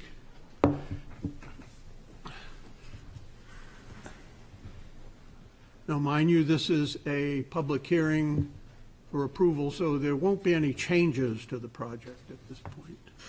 Okay. Just putting it out from there. experience. But you never know, because they might change their mind. Once they hear me, they'll be so inspired. So Elizabeth Bradder, property owner, 159 McDonough Street. I'm really surprised that we're at the final approval, because to me, there seem to be a lot of details that you normally address that have not been addressed. So in regards to the concept collage, I think the one from Asheville had a lighter color, but I'm not 100% sure of that. And I thought that it should have more pictures of the actual north end and the houses that were there, and some of the people that were there that existed before urban renewal. Now, I know as time went on, some of those houses got dilapidated, but there are a lot of families that still live in Portsmouth whose houses were there, and it would be nice to have some part of that there as opposed to the train station or the waterfront. So that's just my 2 cents on that. I support the whole idea of green roofs. I have done a lot of research on them. I can give them material if they're interested. I'm concerned about the amount of hardscape that's here, and they did give a couple of options in the packet, so I didn't know if you guys were going to pick that. So that was one of the things. I do like the higher cornice. I think they should go for the variance. It's 2 feet from what I understand. And the other thing that I'm concerned about is the amount of light. It's like a giant ship that's 5 miles out to sea, and you're going to be able to see that for a long period of time. And the last thing that I have concerns about is the entryways. So you have this fantastic architectural, marvelous building, and then the bottom has all these very plain, simple glass doorways like you go into the movie theater. And when you look at the front of Building 2, it has this beautiful top, and then it has a plain white kind of roof over it, and then it has these very plain doors. And to me, if you're going to spend all that money and make this fantastic building, that your entrances in should have something more to it. So those are my many 2 cents. I will be going to TAC to help them with the green space more and other things like that.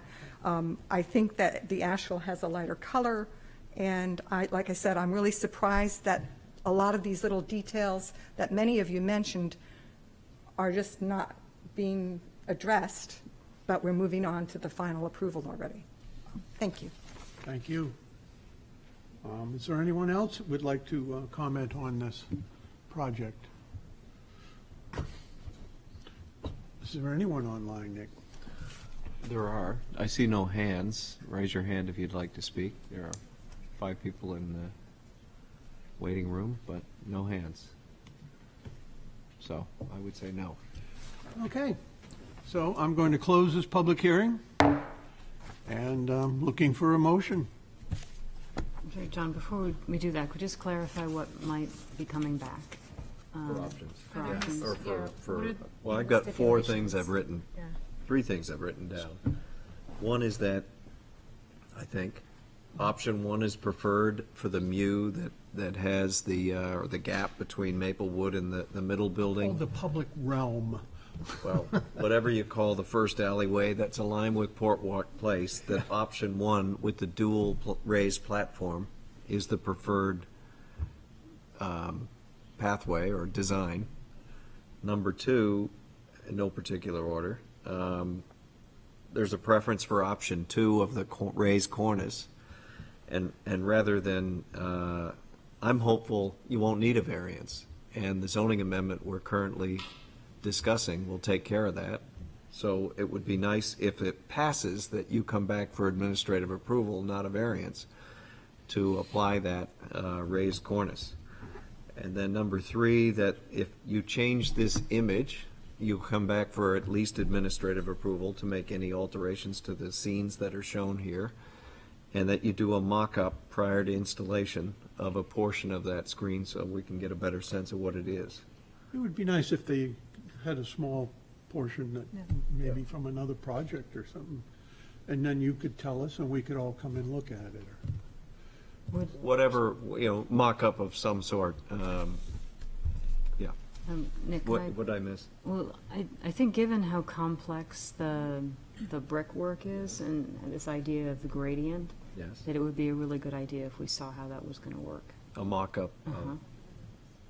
Yeah. How you, okay, you'll figure out how to do that. Yeah, I'm just going to say, I don't know, without doing a full, Yeah. we could do, it'd be a 400-foot. mock-up of one pier, another pier, but it might not give you the same opinion. Kind of right or there. feeling, Yeah. other than what you see here. Yeah. Well, my impression was that, I thought you had indicated that there would be a blending of some kind, that we don't have one panel of this and one panel of that, but there's actually To going to be clarify, some. we have 4 brick, Yeah, but you're not on some of the blending. buildings, it's going to be this brick. The next building would be those 2 brick, then the next building would be that brick, and then it would be the next two brick together. So you do a little bit of blending because they're close enough that you get a mix, and that's what I think, done on the I models. think that's That's I- what you'd like to see a mock-up of. So you're Provide weaving, Yeah. those two by panels. two panels, with each of those options, in addition to, I think, the.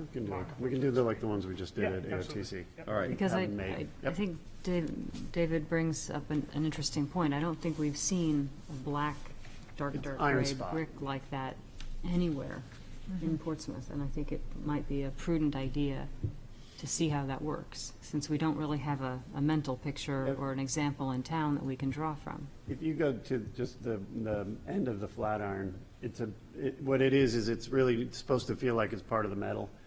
So by having the metal,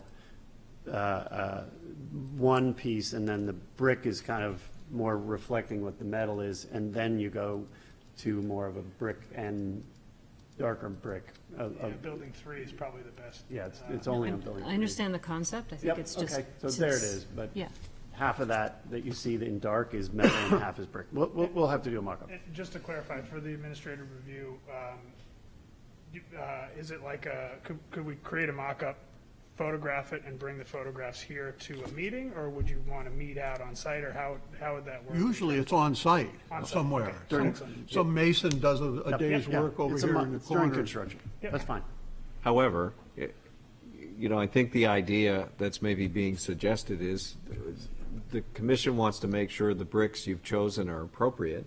So it's not like you go buy all the brick and have it all on site and then do a mock-up and you're stuck with the brick that might not work. So I think if you can get enough of the brick to do a mock-up without ordering it all, probably in advance of it being done, that's what needs to be looked at to confirm those four colors actually are appropriate. Is that? What we've done is we've taken the actual brick samples and done the merging already in the computer in Photoshop, and then we've applied it to the building.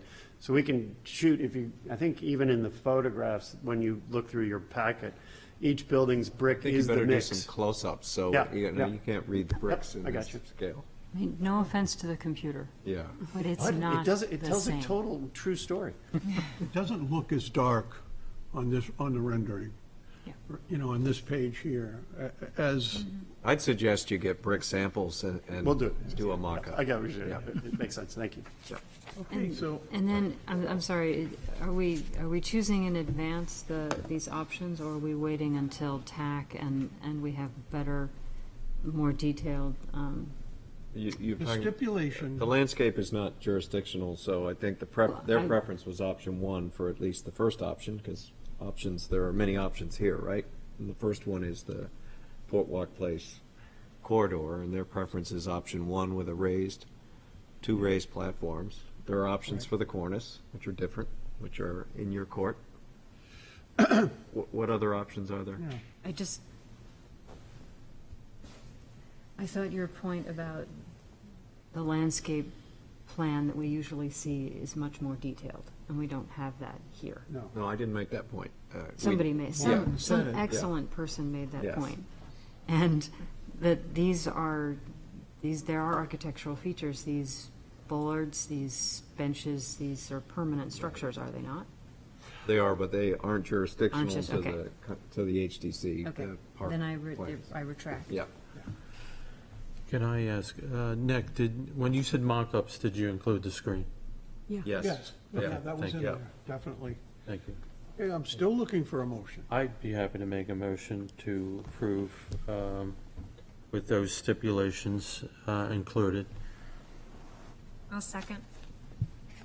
I believe that this is preserves the integrity of the district and is consistent with the special and defining character of the surrounding property.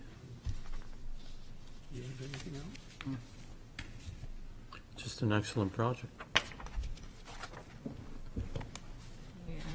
Is there anything else that you want to put in as the second? No? Conservation and enhancement of property values? So certainly better than the parking lot. And a yeah. parking lot? Yeah, it's a little difficult when it's not a historic nature. Certainly modern, All right. Okay, all those in favor, say aye. Aye. Those that are opposed, say nay. Nay. Okay, so you have your approval. Congratulations. Oh, Nick's going to grab some. All right,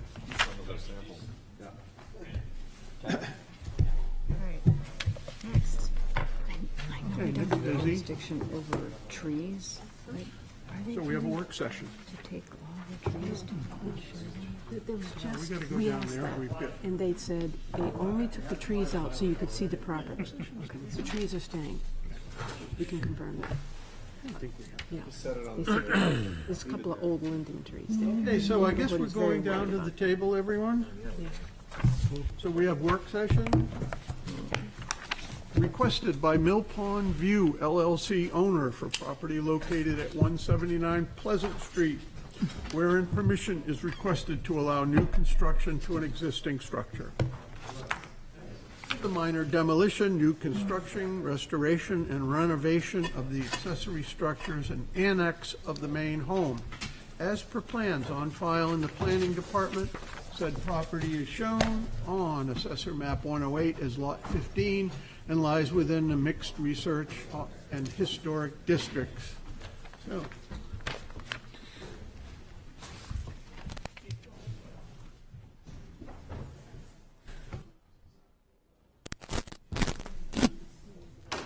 Oh, yes. Right.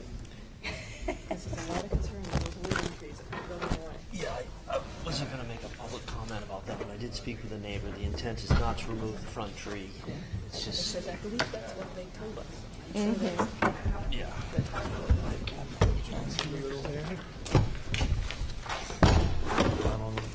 Dave's probably better equipped to answer that than me, but yes. don't forget to introduce yourselves again. I know you're probably. I will. I'm just thankful that this is only on one lot, so I don't have to refer to 3 different lots. A little easier to follow. In scale. Oh, you announced us already, right? Yes. Set to go. Waiting for. Mr. Cracknell? Yep. He's always late. All right, I will proceed then. Carla Goodnight from CJ Architects, here with Jake Weeder and David Calkins. Last time we came, we talked about a few design updates that we would like to see implemented on the buildings, some things to make it a little bit more in keeping with the building that's there, or buildings that are there. So what we've done is put together a sort of close-up of some of these design updates. So I'm going to start with that. Flipping to 1.0. One of the strongest regrets of the board was that we had not done something more traditional at the new front entry dogleg connector. So the arch was originally more closely related to the proposed addition behind the connector, but this new one is rectangular entry based on the existing details from the adjacent door on the annex, which you can see a piece of to the left here in that rendering view. And then also there was a comment made about the scale of the garage doors. So we've downsized the garage doors from the 10 by 14 to a 9 by 12, which we've noticed also on some of our historic carriage house photos on 7.0 and 7.2, they do have large doors, but we did agree these are a little bit maybe too large, so we stepped them down a bit. And then we had another conversation about slate and slate roofing, and slate was already proposed on the historic mansion and the carriage house as well as the annex roof. And now all surfaces visible from Pleasant Street will either be executed in copper or slate as indicated in this roofing key. So that'll kind of help you visualize. There's a lot of roof surfaces here, so we wanted to provide an easy reference of helping you understand what we're thinking. So you're saying the front of the carriage house and the connector will be slate, Yes, and then you make a transition? we'll just transition at the ridge. I suppose that works. Under the copper, or? What How do you- copper? Yeah, What's well, on the there's, the hip and ridge caps are all copper, similar to what is on the mansion and what's currently Okay. there. It's actually lead-coated copper now, Right, but we're proposing all red copper. okay. So that'll go over the asphalt shingles also? Correct, and, yes, I'll leave it at that, right, yeah. Yeah. You know, beautiful place Unless it like turns this. to a green next meeting, right? Well, that's it. The client is weighing, do you put a lifetime roof on there and then have a section that's gonna have a 20-year roof and have to deal with that again? What is the point I at don't that get point? it. But I'm not here to speak on. And those architectural shingles, I mean, I've got them on my house, and they're only 20 years old, and Well, and if it's, yeah, if it's a cohesive roof, then we come up with a maintenance plan. I'm not worrying about. yeah, okay. So, but for now, I'm very glad you didn't get into that, Dave. yeah, sorry. A man, a few words. All right. 2.0 is the revised front elevation as we've seen from Pleasant Street with the smaller doors and the rectangular front entrance. Not much else has changed on that elevation from our last meeting.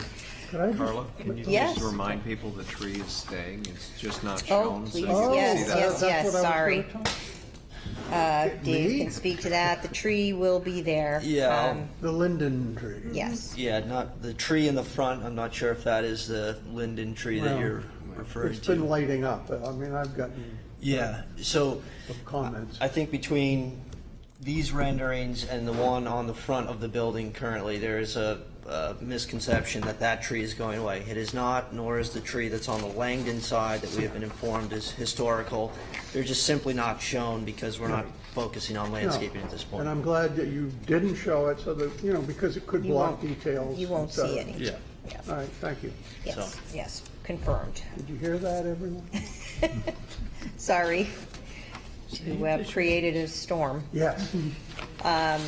So 2.1, we did make some revisions to the addition behind the connector by lowering the copper roofed porch, and we adjusted the scale of the archtop doors so they're slightly more sort of wider and lower.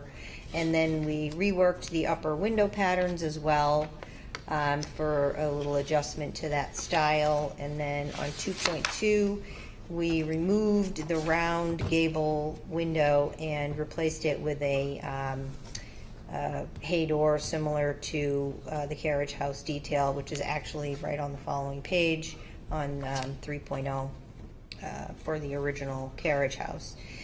So that's our updates to the design at this time, and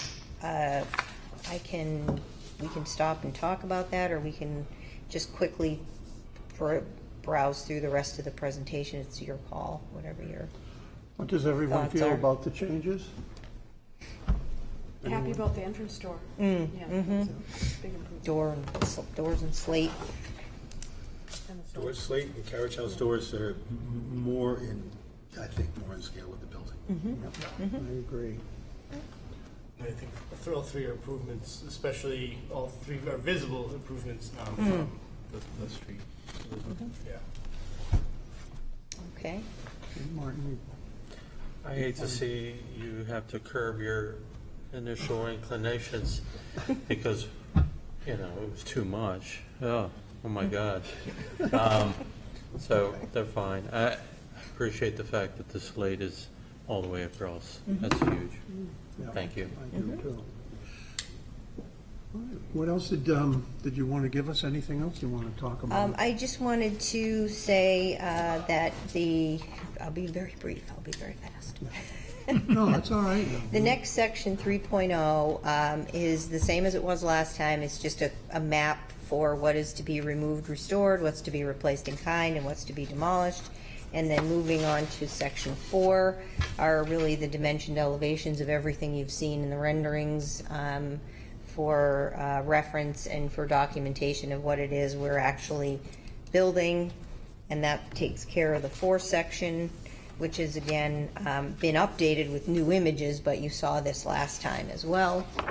And then 5 series is a key that we've created for the details that we will be carrying across from the original annex or the original carriage house. So we've started this key. I just wanted to bring this to your attention to see if this was helpful. But if you get on 5.1, we've started to show you these corresponding color bands will correspond to the keys here on this on 5.0. So, Excuse me, Colin. Yes. Nick, did you have a question on 4.1? Sorry, I might be misreading what you said or misinterpreting. okay. The windows that were characterized by a member as being sort of church-like last time on the back of the connector, they've now become rectilinear, correct, in the beginning of your presentation? Or are they still arched, pointed? No, just the front door. Just the the door. visible door. Okay. The visible door on All the right. front, because So we they're had still used this. pointed arches, sort of? No, they're They're arched, round. but yes, Oh, they're they're still church-like. Okay, I thought they still think they're changed. church-like with the stone, which I think is. People will be walking slowly down there. They did reportion them a little bit more to be a little more like the traditional proportions of the This is where I was 3.0s. confused. They don't look arched here. That's because they're up Because of the under the roof. roof, yes. Yeah. We've Okay. lowered the roof on And- them, and that's, I'll- yes. Gives you an just- idea what it looks like without the arches. I'll just say, I'm still concerned about that, but it's an improvement that from the street, you can't really see them. The only concern I have that you still can see from the street are these stone chimneys, which I still think stone chimneys are very out of place with this house and property, so. How did they end up stone veneer? Because- Foundation's the stone. Right, the They're putting foundation them is on. stone on the original carriage house and the original mansion.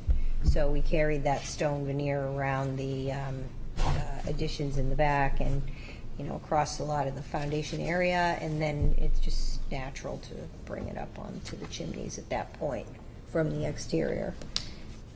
Because the owners are in favor of that stone look that's, very New England rustic granite veneer. So they're in favor of that. So keep did going. anybody have any questions on how we're keying this, that, Page you on? 5.1 gives you the details associated with the color keys on the prior page, and then anything that isn't color keyed, that isn't going to be recreated, we'll have to, present as a detail. So, you've got proposed details on the windows from the annex? It was my understanding you were going to remove those windows. Right, but we'll be replicating the profiles and applying them to the new addition on the back and on the new. Oh, okay. Yes, we're going to be using a lot of, these are all custom profiles. We're cutting all these custom profiles anyway. Dave is squaring up the edges of the clapboards to match in all of his repair work, and, all of that is happening, so.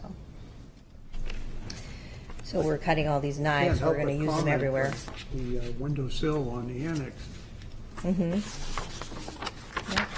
perfect condition. From 1870 or whatever, very good material. Good poisonous paint, too. Lead paint, Yeah, the paint. good stuff. You don't eat it. I highly recommend to my clients not to eat their Yeah. windowsills. Good idea.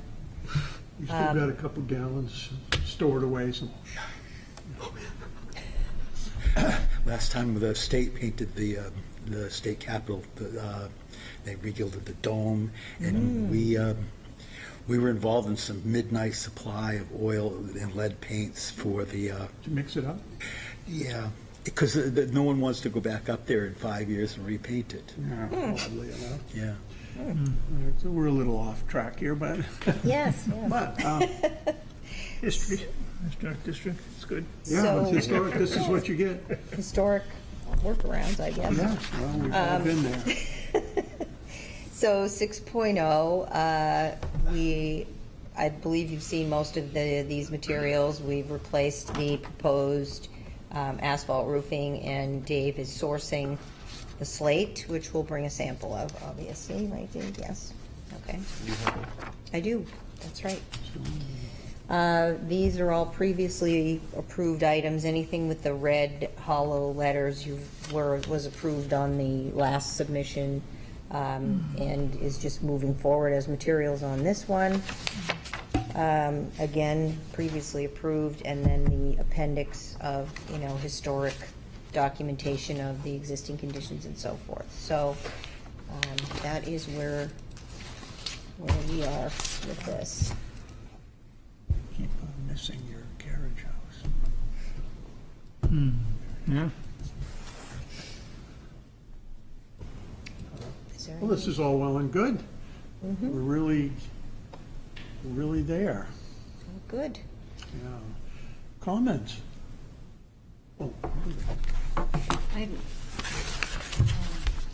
I share Reagan's concerns about the choice of the fieldstone for the foundation and the chimneys.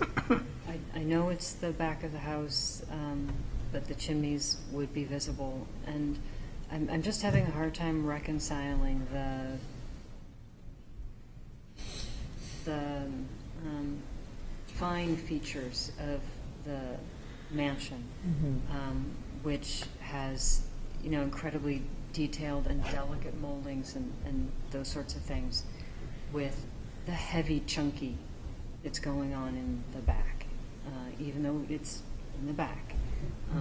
It's just like trying to marry the, one style of very large but delicate features with architectural detail, with heavy base and heavy chimney and big windows, and so I'm just having a hard time putting these together, and I've set aside my concerns about the back overwhelming the size of the front of the house just because it is in the back. But I am really concerned about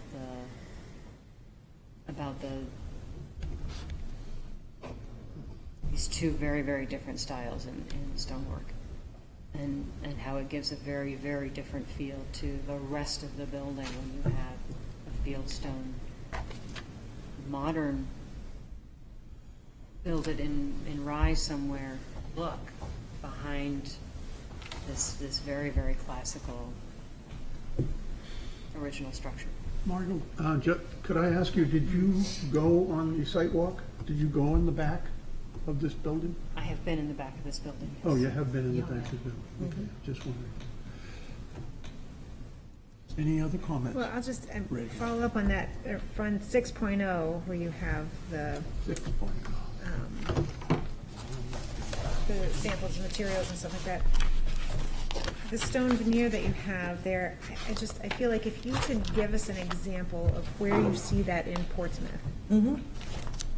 that could make me feel a little bit more comfortable about it. This just is. I think that's a good suggestion, because, there are historic stone buildings. There are historic stone chimneys. There are historic, timber porch-like coverings, and there are certainly historic arched openings. So I think we'll just, look for a better illustration. I'm not sure this is, Can I just jump in here for a second and say that while there are things that people have done in our community, this late Georgian house is not of that time. There's a whole stone building downtown made of great huge blocks of granite, but that doesn't make it appropriate behind this little Georgian building, not little, but this Georgian mansion house, just because it's a stone church. I think that the idea of stone chimneys on the exteriors of buildings is something that has nothing to do with the Georgian house or this Georgian setting or this Georgian Okay, I was thinking a ensemble. little more sort of stone barn type of thing, you know, that's kind of what I was thinking. But maybe, David, I would like to remind you of something you said on our site walk. You were so happy with the amount of repairs going into the main building that you suggested that they could build the carriage house up to 10 stories, you said, you know. You were very happy. I have no idea what you're speaking of. Oh, I do. I remember. I can't believe you would say that. Oh, my God. It was meant to be funny. Okay. It might have been 3 or 4 stories, but you did say that. Anyways, Anyway, so just to, I think, continue on that thought, I think the outbuildings that you're proposing are out of scale in concept with the mansion house. I think that they are making a mockery of the historic material of the mansion house with additional arched windows, the enormous full-story foundation stones, the stone exterior chimneys, the additions upon additions upon additions, making more mass in your back of house than in your mansion house, which was once a time one of the most classic because of it when it was built, practically the last Georgian building built in town. And I think we're really going the wrong direction with it. anyone else? I'd like to speak to it. I think that you're doing such a fantastic job with restoring this house and the rest of what was originally there. And all types of architecture have a front face and then a back face or back approach that is free-flowing, that breaks the rules, that is not highly formal. This is a sea captain's house, and sea captains typically traveled, and they went to exotic places. They went down south. They saw things that, you know, most New Englanders couldn't see. We didn't have TV or the internet, and they would take those ideas and bring them back to their own homes. That's why you got exotic features on certain homes that are, you know, very New England in their setting. You know, I think that you have license to do some of these things in the back that, you know, I don't know why we're being so strict. Look at what was previously approved. So I hate to see creativity sort of watered down and squashed, and because, well, we haven't seen this before. Well, this is not the public face. This is the back of the house. This is the very private part of the property. And so I'm not, as some of the stone chimneys that do rise up and are seen from the front, I'll grant you, yes, that's probably not appropriate. But some of the elements and windows and some of the more playful forms, I think we need that. We're always talking about bland architecture is the enemy, not blandness is the enemy.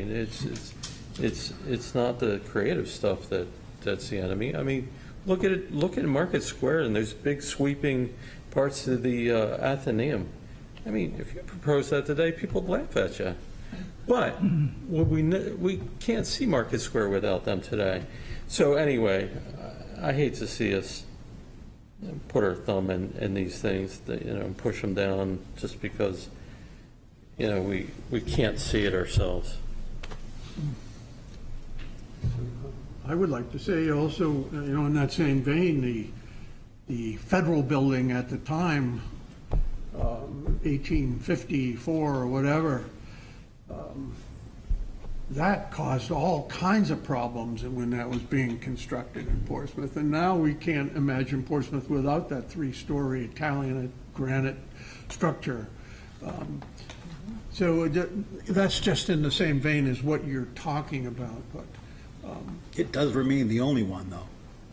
well, That's how beside- much it was beside the church- enjoyed. The church, it's all granite. Cost. Yeah, it's a cost issue, Dave. It's a great building. I love Yeah, it. it is a great building. When you look at this from Pleasant Street, these chimneys are, I mean, I agree with Martin on this 100%. I mean, these chimneys are not anything to really argue about. I can't believe that we're going into detail, and I can't believe we're worrying about whether or not he's got arched windows on the back of this thing, because the back of this house is a jungle back there. And yes, it's going to be cleaned up, but it's not really something that people are looking at or should be looking at, because I'm sure that they're going to have privacy fences and security systems and all of this sort of stuff. So I can't believe that we're having the discussions, and I can't believe, I can't believe how far off you've gone, David, on this project. I really Let's can't. keep it to the paper, sir. Yeah. So I'm looking at these changes that you made, and that they're positive changes. You know, you've corrected what we saw with problems from Pleasant Street, so to the garage doors and stuff. So I'm feeling that this is coming right along. So unless there's anybody else, I'll get the public. I just back you with it. When I look at that view at 2.0, which is what town everyone's going to see, Yeah. that is just so impressive what you've done with the mansion and how you're restoring it. That is what I like, and that's what I'm going to see. And what they want to do in the backyard is what they want to do in the backyard. All right. We've all had our say. I already spoke to it. Oh, okay. First. All right, I'm sorry.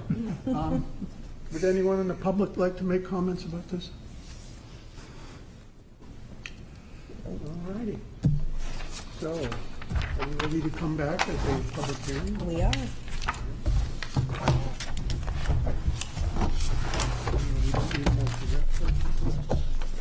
Okay. Yes. Yeah. Some detailing to do, but yes. Thank you. Thank you. All right, Have a good night. we're here for the next one. Don't go far. No, your next session. Here for the next session. Oh, so that's why you're staying here. 'Cause I was going to tell you to, You can get up and sit back down. all right, I'm sorry. Work session requested by 8th KPH LLC owner for property located at 161 Deer Street, wherein permission is requested to allow the demolition of the existing structure and the new construction of a new mixed-use building as per plans on file in the planning department. Said property is shown on Assessor Map 125 as Lot 17-3, lies within the Character District 5 and Historic Districts. Okay. Good evening, Carla Goodnight, CJ Architects, Jake Weeder, and Thomas Ballin. Do I have access to the clicker or? No? Thank you, Nick. All right, well, then you're going to have to. Be prepared to go back do and my- forth and back and Do forth. my PowerPoint look here. I'll do my best. So we talked about a lot of things. We came up with some ideas last time. You all made some suggestions, and we explored them. And we have a series of sort of progression of design updates. So it's an additive review as we flip through this. We're starting off here on page 1. There it is. Oop. Hey, this is tough to run. This is where we started. This is where we left off last time. And we're looking at this same view and looking at design updates as we go. The next one is we first began by enlarging the windows for a little bit more glazing on the openings and opening just better scale and more sunlight on the interior. Could I just say? Sure. right off the bat that I prefer the other. The smaller ones? Yeah.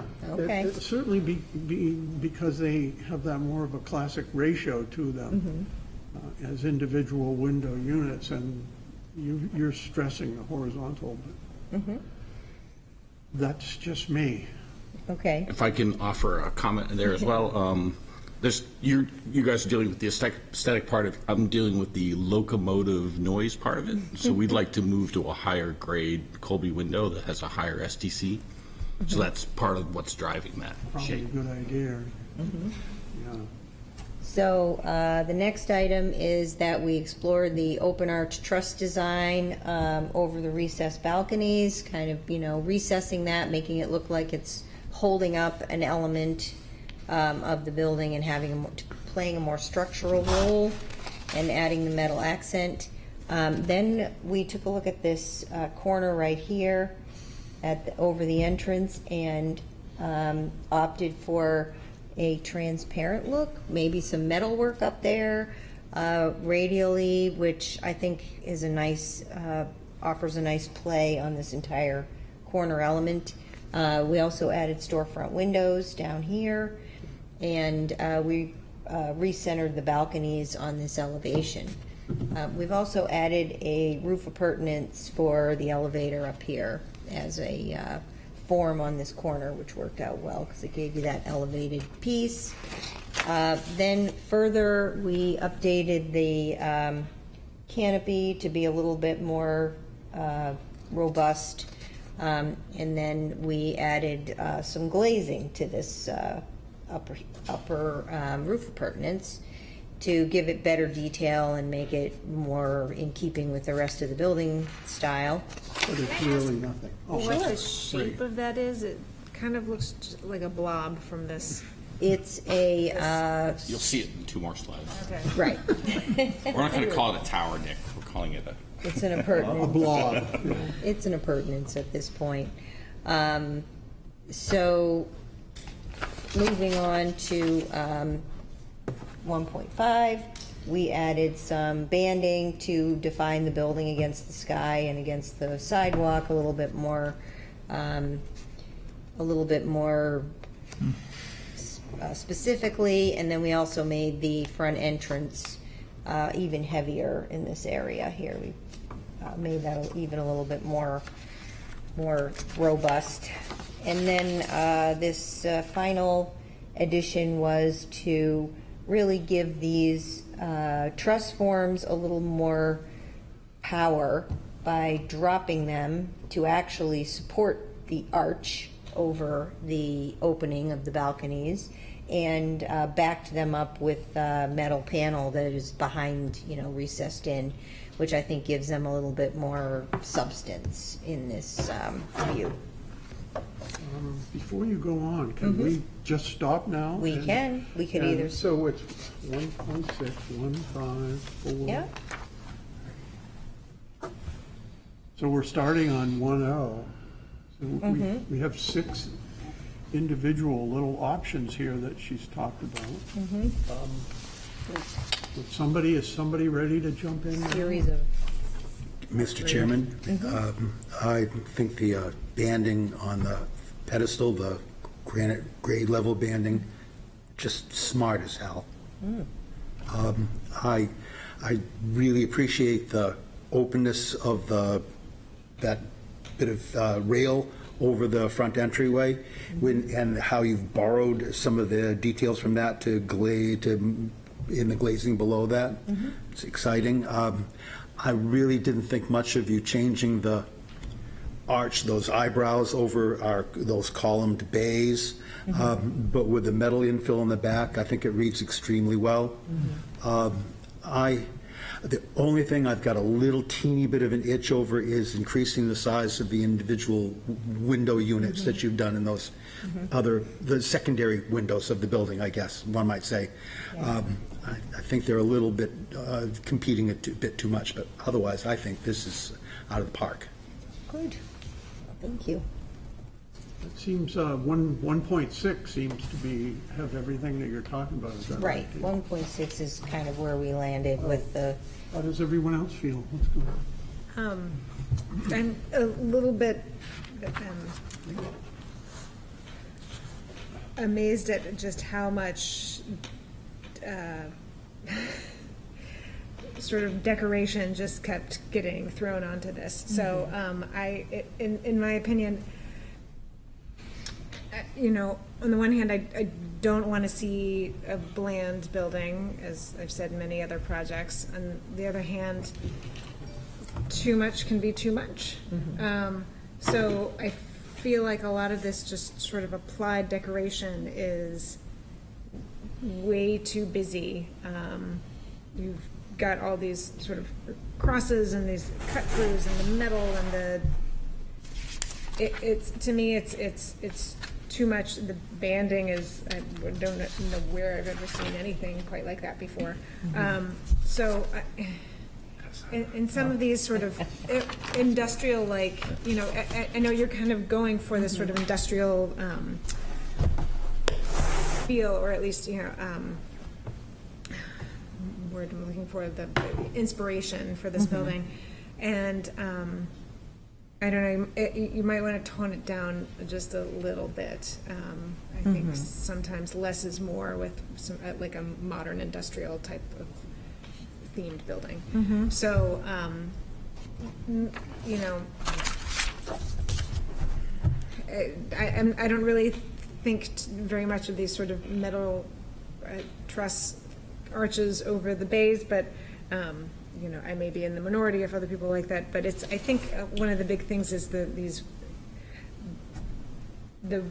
what do you call them? These sort of cross bracing things in the windows. To me, that's a little bit, I don't know, maybe just kind of tone it down a little bit in my opinion. So are you saying that you prefer starting off at the beginning, 1-0? Where we left off last time. Or that's definitely simpler? It's definitely simpler. I mean, I think you could probably step ahead a few paces, but yeah, it maybe kind of just went a little too far. Anyone else? Sure. So I had the same thought when I first looked at it, that maybe there was too much going on, too many elements. But then when I looked at it and then went back to 1.0, I actually liked it. And I think the, I don't know what to call it, but the X pattern, or starburst or whatever, it is, I don't find it, I find it pretty simple, and it's reflected in the balconies and also in the trusses. So I like it. Thank you. Like Reagan, I preferred the simplicity of earlier thoughts. However, if I were asked if I could support 1.6, I would say yes with the following simplifications. The white banding at the top, I don't think is adding anything to the building. At the bottom, I think instead of having a series of candy stripes, I would just have one level of banding. I think that the open railing at the top in the curved part is it's allowing your appurtenance to really it looks like a big bump now, where before it was very, very subtle, very small. So I would prefer bringing back the more solid parapet up there. And if those changes were made to 1.6, I could go for it. I think the cross in 1.5, the open lattice work of the arches over the window, those, yes. I don't think those are successful at all because of the brick behind them. They really need That's to kind read of, we more wanted to solid. share the evolution with you, I think, as we sort of went through the design process. And one of the things I think that really helps is just making this have a purpose by not being the duplicative also being, getting rid of this, being supported by a brick arch, being supported by a metal arch, and then just, moving to that where it's very strongly one design element that's supporting that opening. So, over here, Martin. Yeah, I think you're moving in the right direction. I'm looking at 2.1. I think 2.1 has all the elements, or has the elements that I agree with the most. I think that, I do like the open rail at the corner.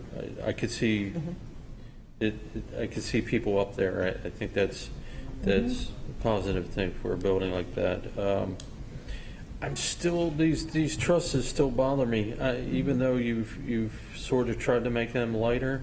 They just look like bridge trusses that should be holding up a whole lot more than just a little bit of a parapet and a cornice. They're just oversized they're not convincing. They really seem really ham-handed, and maybe it's the flare out of them that is lending itself to that. I just think they're too.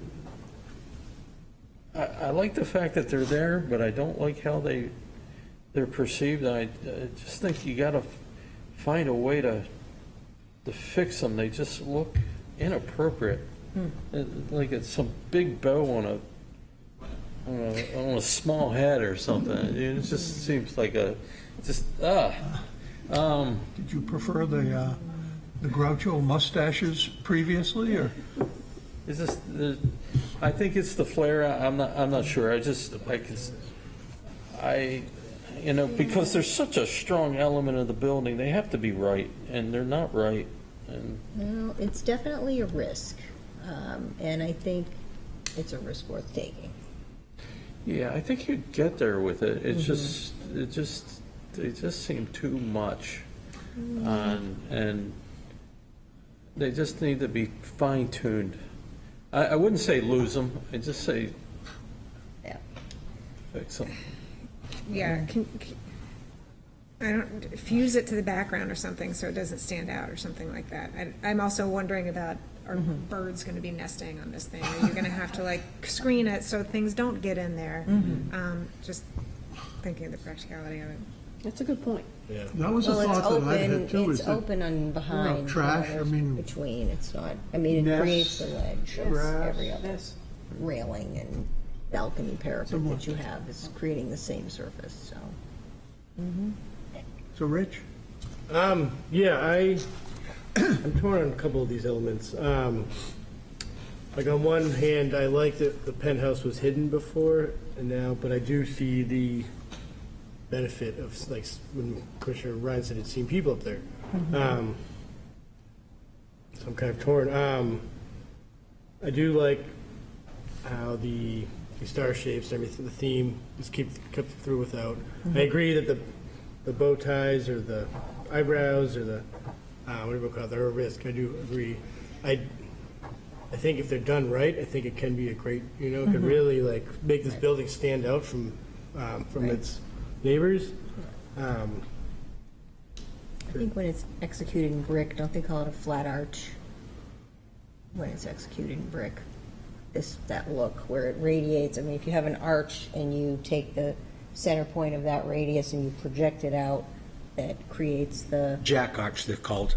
jack arch. I've heard of a flat So arch. that's the support that we've been looking for. Right, that's what I'm thinking, or that it's called, when it's made in masonry. Sorry to interrupt. No, I'm no. just trying to get rid of these nicknames. Yeah. Get a real name. No, and I think in my head, I think I'm almost projecting what the average pedestrian will say. Why is that bow tie up there? Why is there a bow on each window? So I wouldn't want it to look like that. Huge jack arch. But yeah, I would want to know it's more of a jack ridge or you know what I mean. I don't know how you do that. Well, that sort of brings us back to where we started. Yeah. Yeah. So I'm sorry if the comments were much help. No, that is helpful. It is helpful. That's It's very helpful. Mm-hmm. Does that simplify? Is that what you were looking? No, that's the original. I mean, that's like a very postmodern looking huge gesture that just wouldn't be appropriate. It's just applied. You know, Charles Moore. I think the idea, did you have up there like a big brick jack arch before, or has it always been this applied? It's always been metal. It'd be interesting to see what it would look like in brick. It's funny, I thought all of the modernist tendencies on the commission would be excited by taking a arch element and expanding it so that it was no longer the unique arch element over a window, but was creating a statement over a large opening. And I thought that was being extremely playful. I'm going to write that down. Say it next time. I agree with David. Quite actually shocked to hear Ryan, who's Martin. God, now I'm thinking that way. It's not quite that late. You know, who frequently says, you know, let the architect have their play here, that you like architecture, and yet here's something. There's playful and then there's silly. Oh, okay. I'm sorry. Wow, and you get to decide on all parts? I certainly I'm just don't. one voice in the crowd. I certainly don't hope that silly appears in the Portsmouth Herald. I don't want to see that sort of stuff. Why don't yeah. I don't know. They don't quote me. They did on the Dunkin' Donuts. Yeah. They were all over you on that one, my friend. Yeah, and it's something, you know, now that we're on to this, it's something we have to be careful of, because this is entirely subjective stuff that we're just tossing out there, and that's what they grab. Damn them. Any other comments, though? What direction are we pushing these people in? Anyone in the public? I like the arches, and I like the approach on 1.6 where you put metal behind them and you made it seem to be part of the window. And it, again, the reason I thought we started that way, and it may look like a bridge, but we originally started that way because it was a railroad terminal. Right, that's what we talked about last time. And I think that continues that history. Yep, so I like that part. I'm not sure all that banding, what that does for me or not, but I would favor the metal jack arches filled in the back like that. 1.6. Yep. So, I mean, I'm just going to say I like 1.6 also. I prefer the open rail. And I agree with Reagan about it's just a little busy, and I think that, you know, if you come up with a different pattern for those windows, you know. It might be helpful to flip through the other views, because this is the primary corner with the most elements. I agree. So that might help a little bit to see the whole building. Part of the problem is, you know, with us looking at this rendering is that we have white behind those windows, and so all of a sudden all this crosswork that you put in there is just, it's glaring. It's, you know, standing out. Depends on what view you're looking at based on, this one's got a. No, I'm looking. Yeah. Okay. Well, the fact that the windows are sort of milky white in this rendering, that really makes it scream out at you. Yeah. Right, so we can work on that too. If you look at 2.0, this is really talks about the pertinent piece on the corner. Whoops. So we were talking about what is that appurtenance, where is it, what does it look like? So that's visible on 2.0 from the aerial. Is it actually lifting up the ceiling in that unit? Are you going to be able to be in that penthouse and look up another 4 feet because of this thing? Is that what it is? I believe the legal answer is no. It's the elevator overrun. It is the elevator overrun, yes. Okay. Seriously? Yeah. Right. But it can't be occupied, so it has to just be. No, it would just be vaulted. Yeah. Vaulted space. So this is the view we've been looking at in context, and then as requested, trees be gone so we can see the whole thing. 2.2. And then 2.3, again, looks like a much simpler view from this angle, coming across Vaughn Street, and then we have this rail siding here. And again, coming up Deer Street here from the parking garage without trees. And This is the detail again of the canopy if we were to bring the banding around. That looks so smart. And then the elevations for record, so you can see everything in context. And then we started to introduce some materials. We'd be using folding doors on the balconies.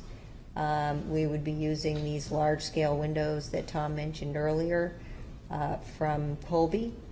And then these frosted glass metal garage doors as well.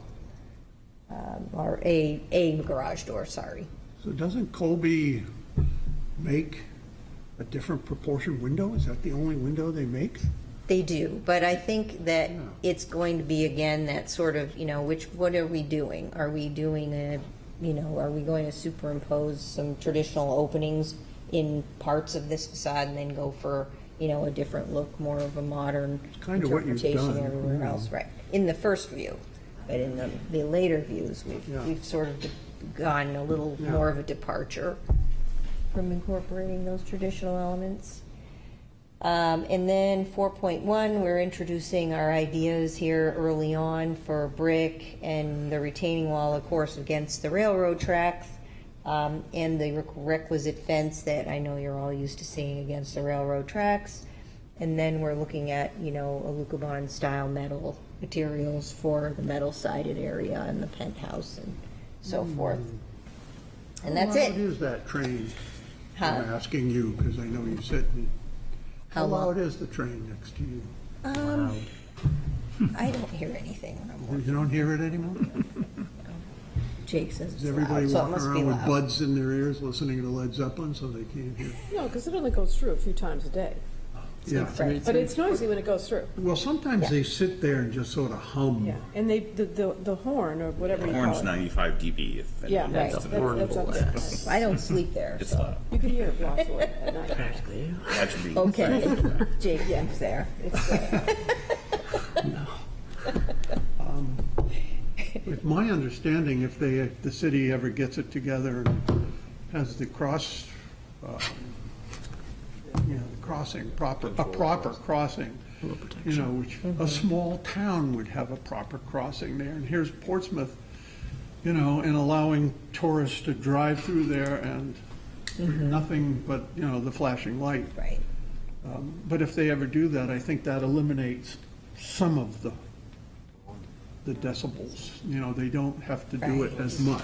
Right, if it had gates. Yes, if they had Right, gates. and it especially has, one on each side of the Vaughan Street building, so we get the horn at the first intersection, and we get it again at the second on Green. Well, I hear it too. I just want you to know. I like the way it sounds, actually. But again, I don't sleep there. All righty. So everybody has got their opinions out. And All right. Mr. Chairman, am I allowed to circulate pictures that Oh. are not on the screen? Yes. It addresses some of the comments, I think, in an interesting way. Theoretically, we're supposed to have it available for the public. Is that right? Well, what, yeah. These are pictures of, No, 3 photos. yeah, It's probably helpful to see them. Okay. they're just I'll warehouse. hold them up so everybody, so That would be good. this is what I would call a standard wharf warehouse in London, and most of the people who settled here would Turn have it come around so from. people can Yeah. see. Yeah, he showed me that yesterday, and I said, I think we designed that in a prior life. I can hold the camera. Then you can pass it around. Yeah. And the whole point of wharf-type Hold buildings, it up. you load from the rail side, and then you would offload to the street side. No, thank you. And you've got kind of, no physical cranes, it's all just pulley hoists back then. And then the third element I'd kind of like you to see is, so if you go to detail. Canary Wharf in London, all the buildings have these hoist assemblies that are out when they're used, and they're folded up against the building when they're not in use. And that's part of the inspiration for this structure, is to say, okay, this could have been a loading warehouse where the structure is actually useful. Look at the detail on that metalwork. It's amazing. And the X pattern is a Warren truss, so you don't end up with the triangular bridge truss. You do have the option of intersected, non-connected truss. It's amazing that we look at London now for, classic style, and then you look at London now, and Unbelievable. Ultra-modern. You know, people are rolling around in their graves, you know, looking at the pickle. And- They built brilliant circular buildings inside the old gas holders. in, But you look at downtown. every city in the world now, they're all different, you know. It's just, everybody's got the, you know, I'm just noticing a 32-story wooden tower has gone in up in Wisconsin. Yeah, wooden structure. And you'll see a lot of steel corbelling in those buildings, holding them together ostensibly so they don't fall apart. But, yeah. Not that big. I like the ironwork in that last photo. We good? Go to public comment? or- Yeah. Okay. Does anybody in the public would like to comment on this? It's fine. Elizabeth Browder, property owner, 159 McDonough Street. Can you bring up 1.4? Yes. I can do it. I'll run out of time. Right there. I'll give you these first. So I personally like the trusses over the window. I just would like them to come down a little without the gray. I think when you put the gray behind them, it makes them look like you've got your eyes shut. That's what it reminds me of. So that's just my personal opinion. The thing on the top, the elevator shaft, could actually have on the front of it a cow catcher. So you could create it to look like a cow catcher. Oh yeah, see me spending your money? That's how that works. That's what it reminded me of when I saw it. That kind of rounded front looks like the front of a train. So I thought you could, instead of putting windows there, you could put something that kind of gave it a sense. You know, right down the street is Peter Happney. You could ask him to make you up a cow catcher for that. But that's what I thought about for that. I didn't expect that from you. I know, I'm just very creative. You just don't know that about me. Because that's that's not the penthouse, I'm assuming that it's not that close to the edge, so. I think one of the things. It's about 30 feet back. No, the penthouse is on the back side of that elevator. Yeah, it can't be up that close. In regards to all the X's and stuff like that, I agree, they're very busy, but one way you could make that less noisy would be to turn the ones on the balconies. You could make them look like rails across the top and the bottom, and then put wooden slats between them, wooden sticks between them, or whatever it's called when you go between on a fence, you know, whatever it's called, that, and make that out of wood, and then it would actually look like a railroad track. Just saying. You know, I'm going wild here. And the front, that, the thing that's, I don't know what these things are called, the thing that goes over the door, the archway or whatever, I would want it to be either thinner and lighter, like the one that was presented on 1 Congress Street for the marquee. It was like thin, it was a thinner material, and it had a thin kind of front to it, and it had a little bit of laciness in it. But that would be what I want, or make it glass, and then make the sides of it with wheels. So make it glass with black metal, and then make the sides of it with wheels that look like railroad wheels, the wheels on a train. So that's that. The metal, the graphic mica shiny siding, that's going on the outside of the, where is that going? That would be on the insets of the balconies, wherever there isn't a door or window element, and then on the penthouse level. And it's not shiny, it's like a matte finish. A matte finish, okay. Matte The only thing I gray. was thinking of when I saw that, and I think if somebody brought in a sample, it would be kind of cool to be able to get an idea. But I was thinking that on the back side of that building, you get a ton of sun, and the front side. This is a very sunny area. And I was thinking that if it has any kind of shine, but you're saying it's matte and it's dark, it's going to absorb the heat. It's going to make it difficult to sit on those porches. So I thought wood or something other than that might be a little, something that's more reflective might help. I like the banding on the bottom. I didn't like the white banding on the top. If you want to change to 1.6, I think has the banding But I do like the white banding on the bottom, maybe because of all the crosswalks, it brings it all together, but I didn't like the white banding across the top. I like the idea of a line up there and some kind of cornice decoration up there, but I thought maybe a dark line as opposed to the white line on the top. Trying to think what else I have on my list. The other thing you could do, which would maybe draw interest to that, the windows being big, I don't have an issue with, because across the street is going to be 2 Russell Street, which has massive windows. So I don't think the windows being big on that. The only thing I thought was maybe the front of that, the 3 windows together could be maybe round windows or some other shape other than what's on the sides. And my issue with all glass doors is they need something. If you look at the thing I presented for the one we're not seeing today, 131 Rains Ave, I put some samples of doors.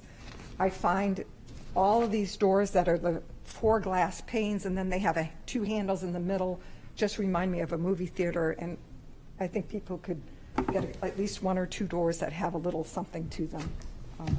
That's my 2 cents. Thank you very much. All right, you got 4 cents in, I think. Thank you. All right, so anybody else? I have a little bit of trouble right now. Maybe you can explain what happens on the front. Do you step down? What am I seeing here? Where? The storefronts on Deer Street. Yes. Are they at grade level, the Yes. doors? Yes, they step down. So it's just essentially what I'm seeing is probably the push bar or something on the door. The door just, looks like it's lower. Yeah, it looks like it's in a hole. It looks like it's in a Like a hole. well.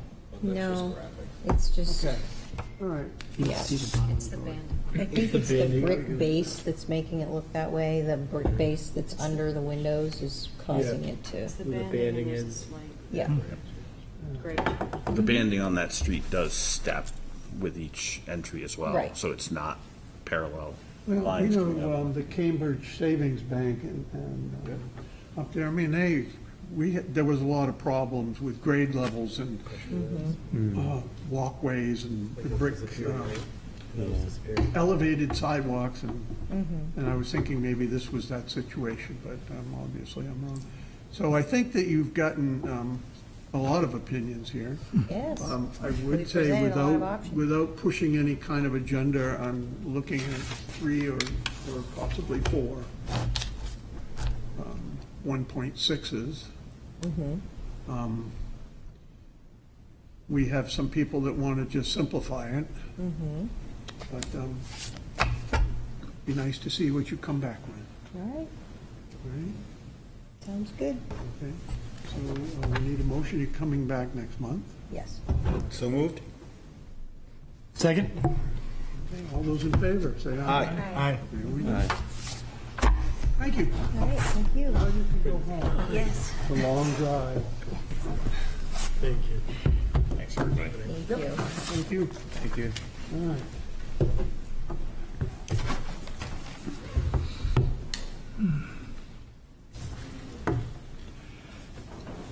Is this 7 KPH LLC? Yep. Okay. Work session requested by 7 KPH LLC, owner for property located at 324 Maplewood Avenue, wherein permission is requested to allow renovations to an existing structure, replace and add windows and doors, new siding, and trim details on a single-story accessory structure. As per plans on file in the planning department, said property is shown on assessor map 141 as Lot 1 and lies within the Character District 4-L2 and Historic This is not District in our packet. Yeah, which one are you reading? 7. 324. I'm going to tell you why when he's done. Okay. They're asking for a continuance to November. Oh, So moved? See anybody up we there have a coming second? either. Second? To our report. All All right, right, good. all those in favor, say aye. Aye. Thank you. was wondering. I'll grab the job. So we have two new work sessions here. Work session requested by Stephen A. and Catherine L. Singler, owner for property located at 39 Holmes Court, wherein permission is requested to allow new construction to an existing structure, add shed dormer, and renovations to an existing structure, exterior modifications, as per plans on file in the planning department. Said property is shown on Assessor Map 101 as Lot 13, lies within General Residence B and Historic Districts. Okay, we have Brendan McNamara online.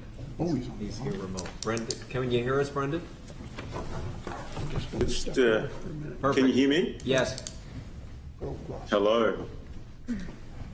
My apologies. I'm sorry. I'm in the post-COVID recovery stage. So it might affect you.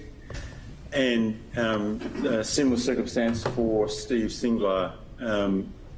But this is the property. So this is 39 Holmes Court. This is associated with the redevelopment of 43 Holmes Court. This is the adjoining property. It's that very odd circumstance at the end of Holmes Court that access to number 43 is actually driving through the middle of 39. And Steve Singler and Kate have bought the two properties. And the intention is, with this particular property, is to just do a restoration of this structure, basically to restore it to its more original appearance. However, that more original appearance is not that far off what it currently is, with the only real substantive addition being a attic shed dormer. And my apologies, so there's just those existing photographs. And this is just a preliminary, just to get your feedback from it. And yes, there we go, page 5A, which is showing the proposed recessed shed dormer. And then just with notes of what the intention is, which would be, it currently has the asbestos shingles on it, with a 7-inch reveal, but we would return that to a Maybeck white cedar shingle with a 5-inch reveal. The other intention is that on the bays and the enclosed screen porch area, that we use a wood panel system rather than having them actually in the shingles. And then you can see the proposed dormer. And then the other things, because the properties are going to be integrated, so they'd remove the fence that's there, and we would have to, in that area though, find a spot for an air source heat pump. And otherwise it'd be a full restoration, new windows. We'd use the Green Mountain windows to match what's here now. Yes, essentially a restoration of just a handsome, unassuming house. And if you have any questions, I'm happy to answer them. Are they also adding two windows on the south side view? I noticed you have two rectangles. Yes, if you go to the next view, I've sort of marked them in. On the next one, you see them. See that as a bit of a win-win, in that without them, that wall is pretty blank, but it's also the wall that's facing the water. So that was the intention there. Squares are. So what's south side?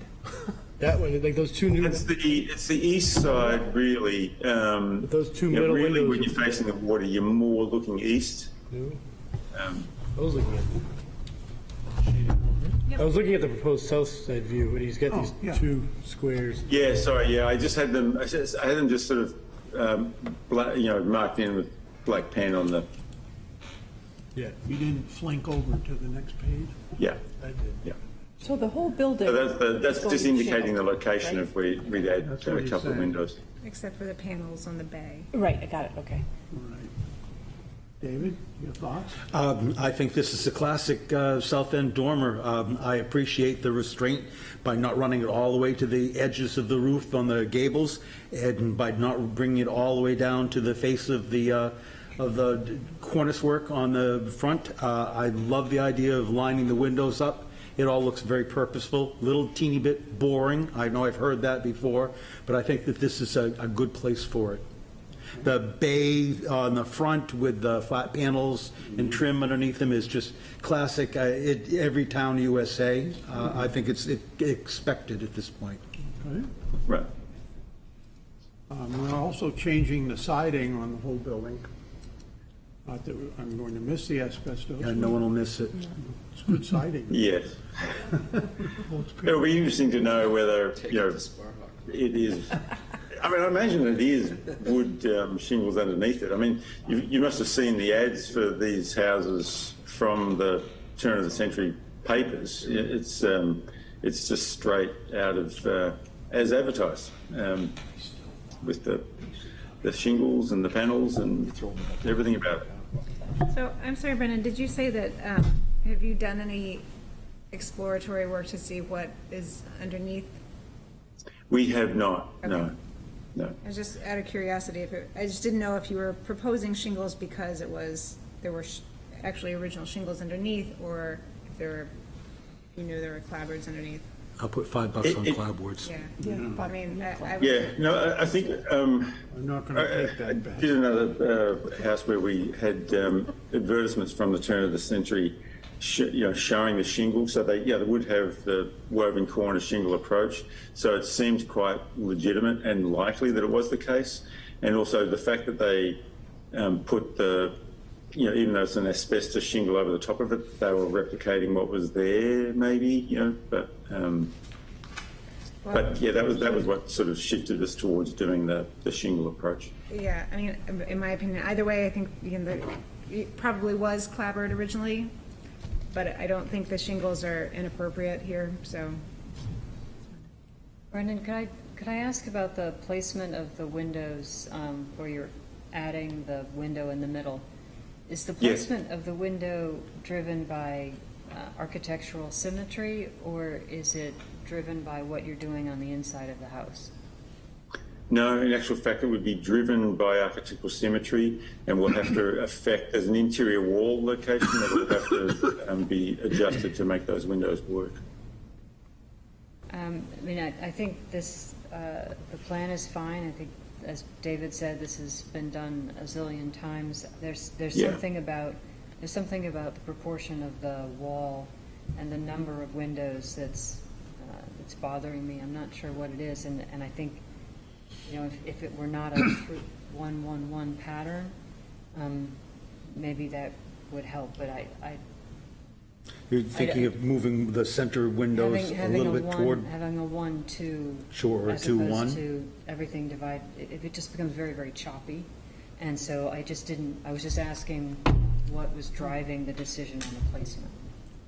Maybe a little less boring? Yeah, it was really chasing that, the exterior symmetry, and the overall dimension seemed to call out for, 3-window recurrence, and that was happily an odd number, which was good. So yeah, if you go to 5B, you can see that. Of course, this is just an affected drawing, but.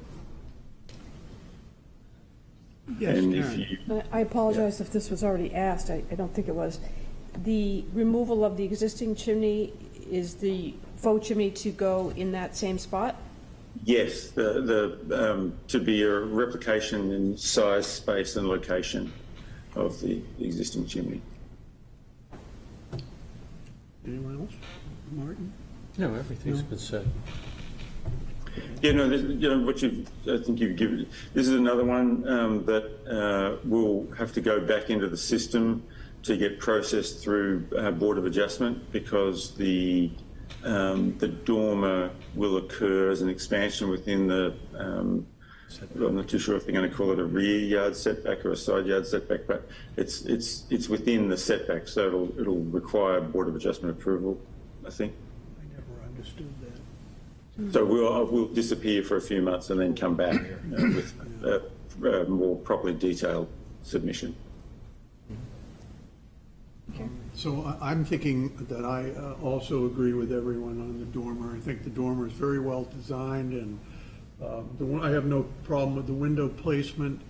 My only thought is I would like to see the siding removed and see what's underneath it, because there was somebody that was building in the south end, and he built two houses identical to each other up on Marcy Street, and the gables, the peaks were decorated, shingles.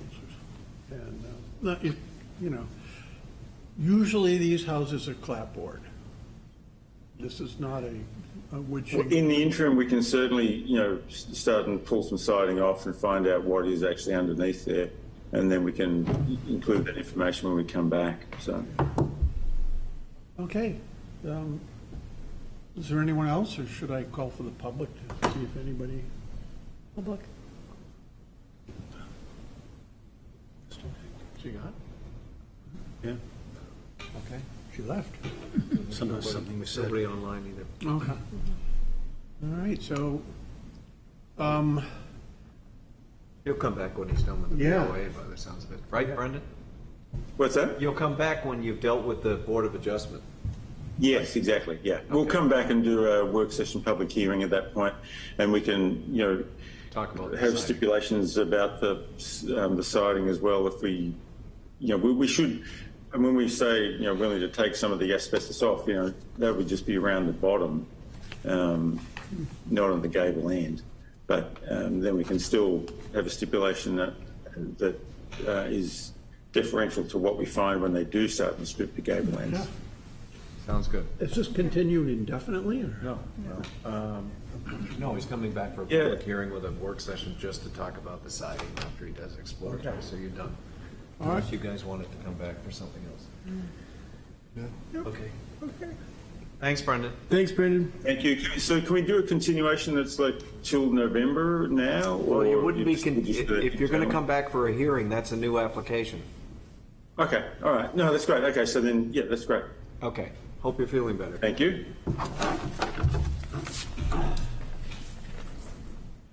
Okay, is this Lucky 13? Okay, work session requested by Lucky 13 Properties LLC, owner for property located at 147 Congress Street, wherein permission is requested to allow new construction to an existing structure. Construct a one-story addition as per plans on file in the planning department. Said property is shown on Assessor Map 126 as Lot 4, lies within Character District 5, Downtown Overlay, and Historic District. Welcome. Thank you. Hello. Good evening. Thanks for doing such a nice job on that building, Jimmy. Oh. The historic portion. Not a fan of the rear? All of it. Maybe hold comment on that. Amazing how controversial that was 3 or 4 years ago. Well, we only had one dissenting vote. It's fantastic. Well, good evening, Board. I am Sarah Howard from Market Square I want Architects. to just turn that microphone a little bit towards you. How's this? Oh, no, a little bit too close. You guys have your crank. And with me tonight is Mike Labrie, building owner. We are here to talk about 147 Congress Street, which is the former home of the Portsmouth Health Food. And I'm just going to kind of walk you through the package, and then we can talk about it. On the first page, we just have the map and the zoning summary and just a general project description. The goal of this project is to build the one-story addition to an existing two-story structure. Page 2 is existing context photos. In your upper left, we have a view from Congress Street looking towards Maplewood. Your lower left is a closer image of the corner of Maplewood and Congress Street. Your upper right is the across the street corner of Maplewood and Congress, and then the lower right is the Worth lot, Maplewood, near the Bridge Street parking lot.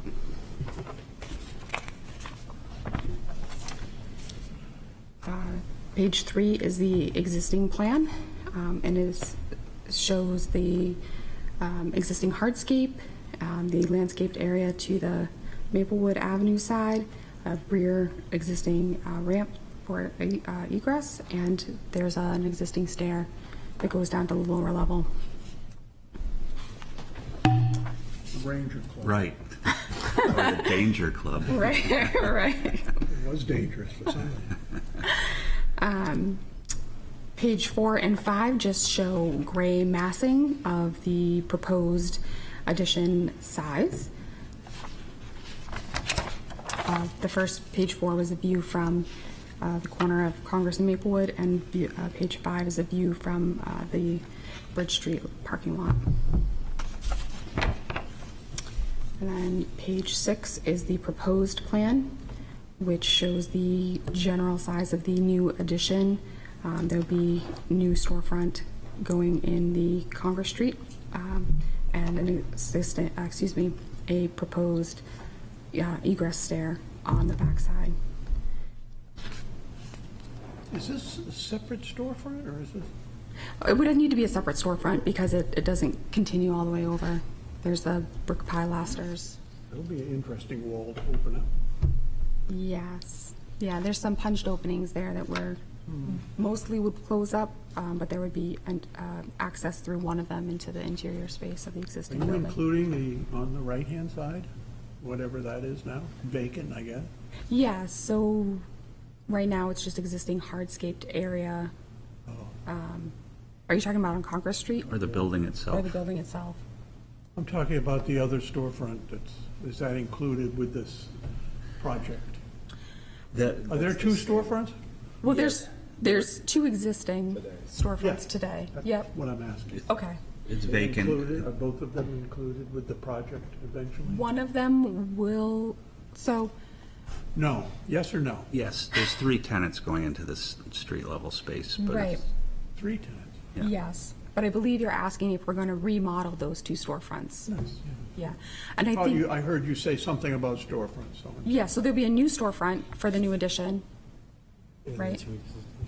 Yep, that's the third. That's the third one. Oh. The middle storefront will most likely remain.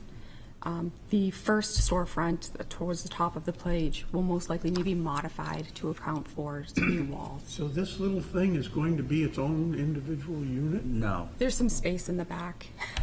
Okay, I'll get the hang of it. But we're only coming to you for the addition because the interior space. Correct. Right. I understand that, but I'm just curious how that all works. Yeah, it was. There's an access point from the new addition into the existing building. So there's a portion of the existing building that will be part of the same tenant space. Are you going to put a health food store back in there? I don't know. How about a grocery store? No, probably not. Probably not. Probably too bad. All right. I don't think that business model works. Although Basil was in tonight looking to, Yeah, but there were a lot of people that missed that. oh, I know that. Yeah, when that left. Where are we now? Page 7 shows the south and west elevations. The south elevation is the view from Congress Street. So the storefront to the right, the one with the door and the 2 big pieces of glass, that's the one that will most likely be modified. We'll have some interior partitions that will land in there. The middle one will most likely remain as is, and then the one on the left is new.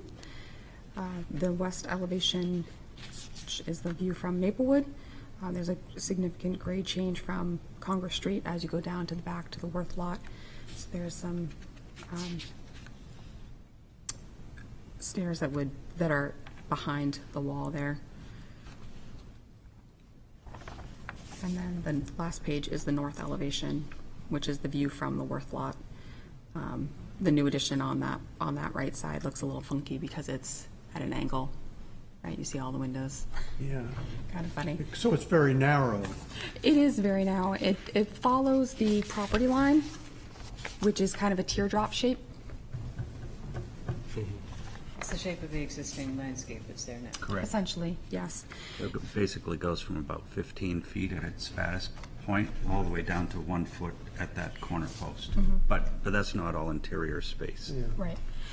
So, I assume you'll have no trouble digging a foundation there, will you? No. I don't think so. I seem to remember something about all of the telephone cables in New England go up Maplewood Avenue sidewalk. Cool. they might. There's a duck bank there, Yeah.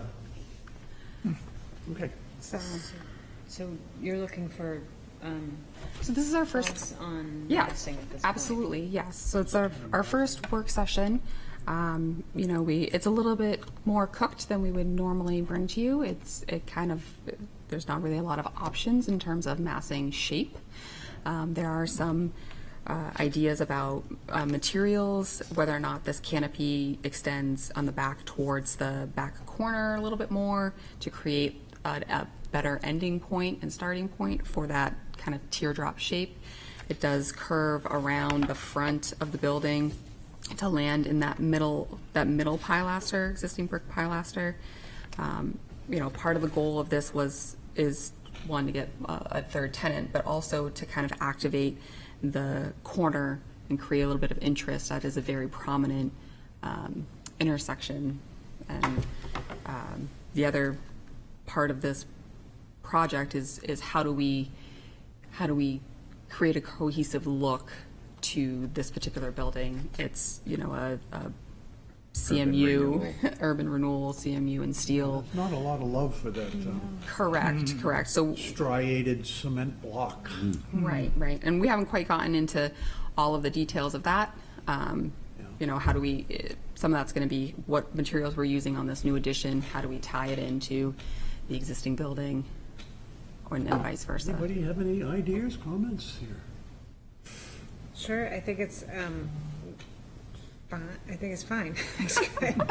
You know, you're working with what you got, and I think bringing this that sort of curve, it looks like, around the front of first existing bay there will integrate this interesting new shape into the building. So I'm interested to see where you go with this. I don't think the loss of that tiny little overgrown green space is going to be anything that anybody is going to, maybe I'm wrong, but I don't think anybody's going to miss that. The ground cedars? Dogs might. You don't like There's those? Have you given any consideration to moving the door onto the curved area of the new proposed wall so that it won't have to be in some manner in competition with the other doors on the facade of the building, which have the luxury of having more space around them? Correct, yeah. We had, and the main reason we wanted to keep it on the front was for traffic flow around that corner. You know, there's a lot of pedestrian traffic that kind of wraps around, especially with the new developments going down on Deer Street and Rains Ave. You know, we anticipate, yeah, he's talking about putting it over here. Right, there's a light, a traffic light pole, and some other obstacles, right, that kind of land in there. People going in and out of this door? Yeah, depending on what type of tenant goes in there, yeah. Yeah. So there are obstacles in the sidewalk. I mean, I think Dave's right. It's better not jammed up against the wall, but if you can't do it because the door won't swing. Yeah, if you go. Also, the door would have to open out over city property or be, Right. inset otherwise. That happens, though. You either recess the door or you Actually- get a license to have it Correct. swing. Yeah. Sorry, Dave. Yeah.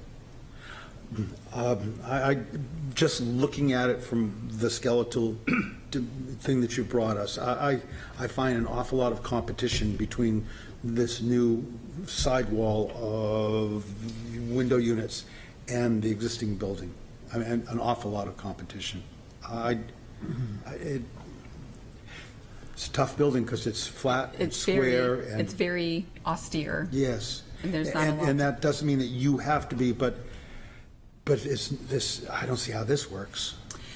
Well, I mean, we were looking for something that was clean and simple because that building is so austere. I think what we we would look to do is tie in some of the materials between the two. It's hard to visualize when it's very blank, right? The massing is blank at this point. You know, we've talked about doing a darker brick base with some reveals, you know, a darker cornice sweep around. You know, does that brick kind of tie into, does it get cladded over the existing pilaster brick? You know, is there painting done? Is there some other canopy opportunities on the back, on the Worth lot side, that help bring the two pieces together a little bit more?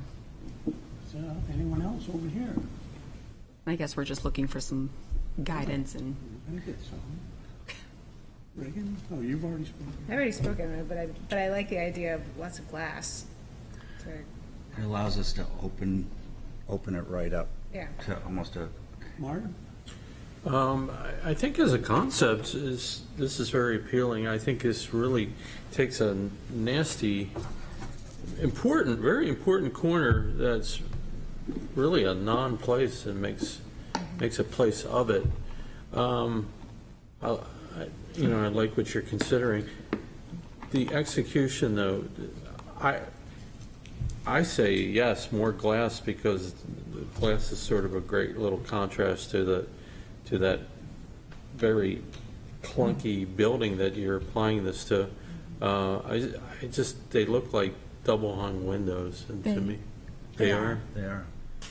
Yeah, it's just The idea was wanting to bring a continuous opening, you know, to kind of make that space feel like you're outdoors, kind of activating that corner for the people who are in here, but at the same time, having screening, and also, you know, when the setting sun comes in this direction, You'd be able to do science blinding. inside there. What's that? You'd be able to do science experiments Yes, inside. it's very blinding, so blinding. that allows you It's hot. to have shades, you know, at that time, and also close it down so you can have a four-season heated space as well. Okay. So you have this sort of modern abstract element off of this, you know, sort of 70s block contemporary building. And the double hung windows just look very domestic, and I don't think they're sort of, they're getting you there. I think there are some other glazing or fenestration approaches that would be very appealing. They could be operable. These just look odd, especially how they're just, you know, something more commercial, something more. It's just my thought that, you know, I'm excited about the fact that you're making improvements to a really tough, ugly building. Not a blight, though. Not a blight. Rich, did you make a comment? I have not yet. Thank you, Mr. Chair. I will also commend you on working with the space you've been given. I like what you've done with the entrance, like the curve, adding it. You can tell what's new, what's old, right? I always think that's important when you add on to an old building, even though we're not going to celebrate this, you know, architecture.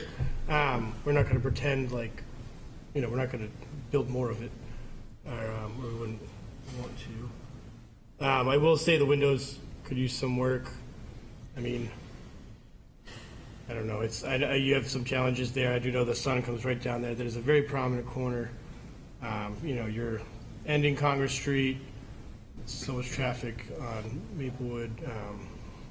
It's a tough corner. But I think the windows could use some work. Let me just add one more thing. The columns. Do you have a couple of columns up front? There are a couple of columns. We're anticipating them. Just simple steel, tube steel, painted Okay. out black. There'll probably be some sort of an L bracket, very clean, What are they for? to hold up the canopy, the curved canopy portion at the front.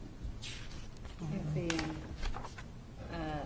borrowing from 100 Market, which has a corner rounded but recessed, which solves the problem of where you step out. It might be an inspiration.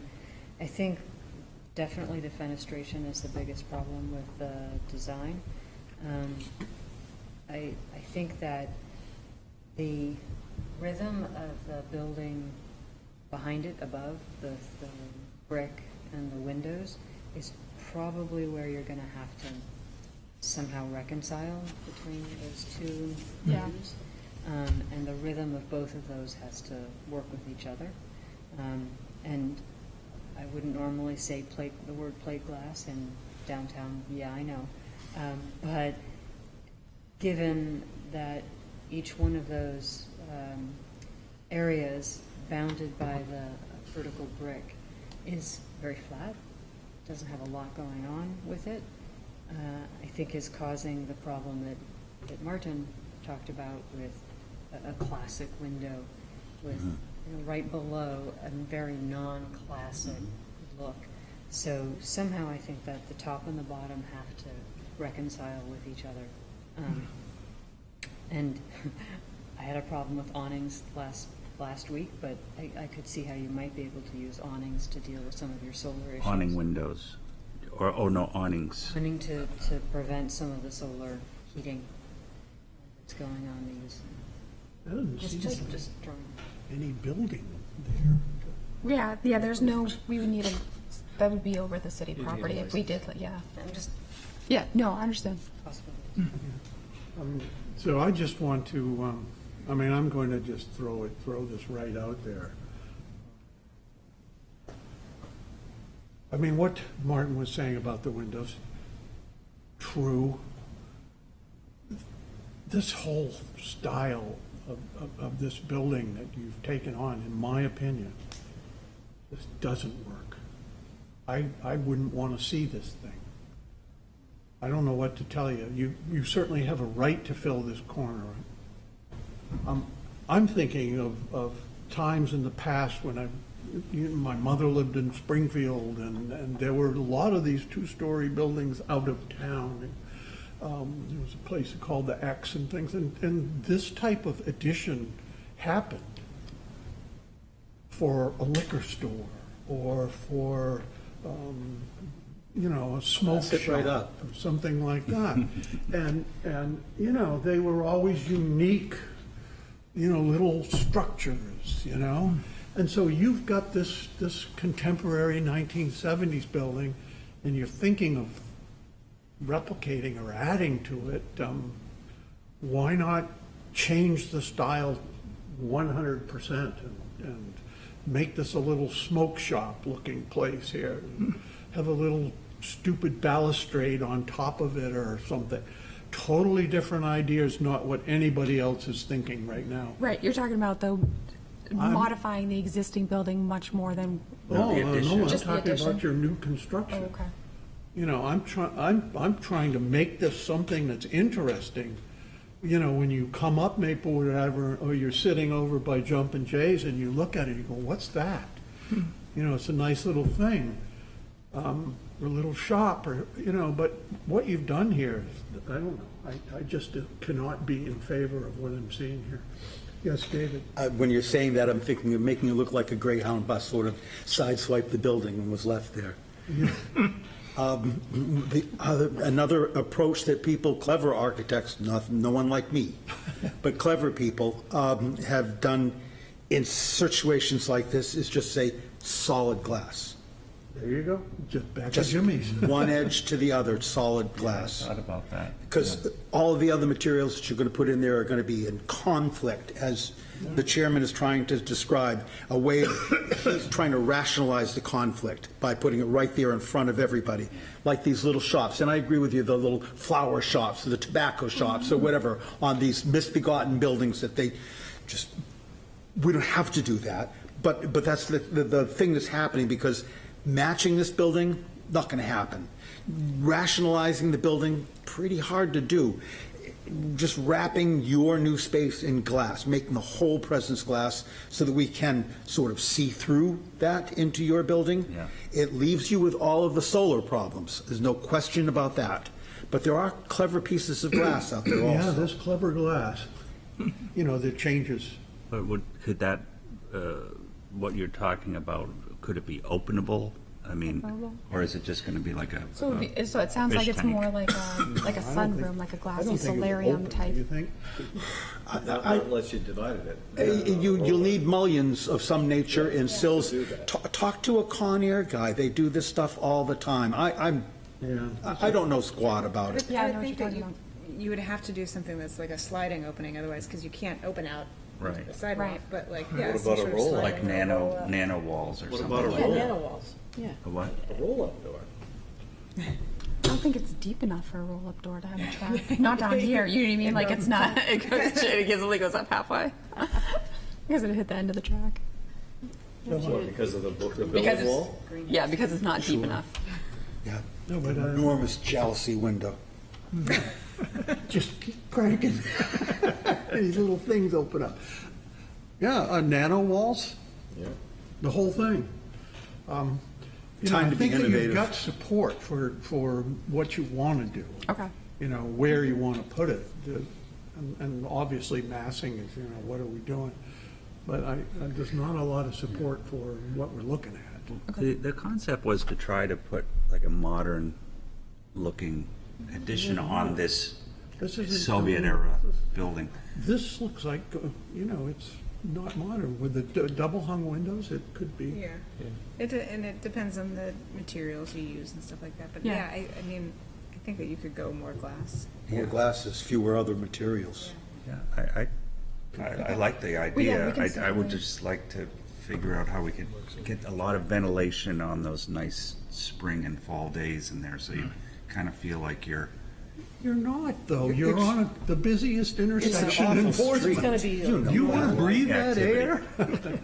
People like activity. Oh, People okay. like to be around traffic Well, and There's a pedestrian. lot of window options, though, that Yeah. you Yeah. can look at. Yeah. And So we open. can. Well, if it's all glass, people can look out, see what's the latest in dog fashions. It's just hard to visualize because right now that corner is so dead. So, Right, Right. and that's why I want to try to kind So- of activate it. absolutely. I think bringing life and activity to the face of that building all the way around is going to make a huge difference to just walking down the street. Right.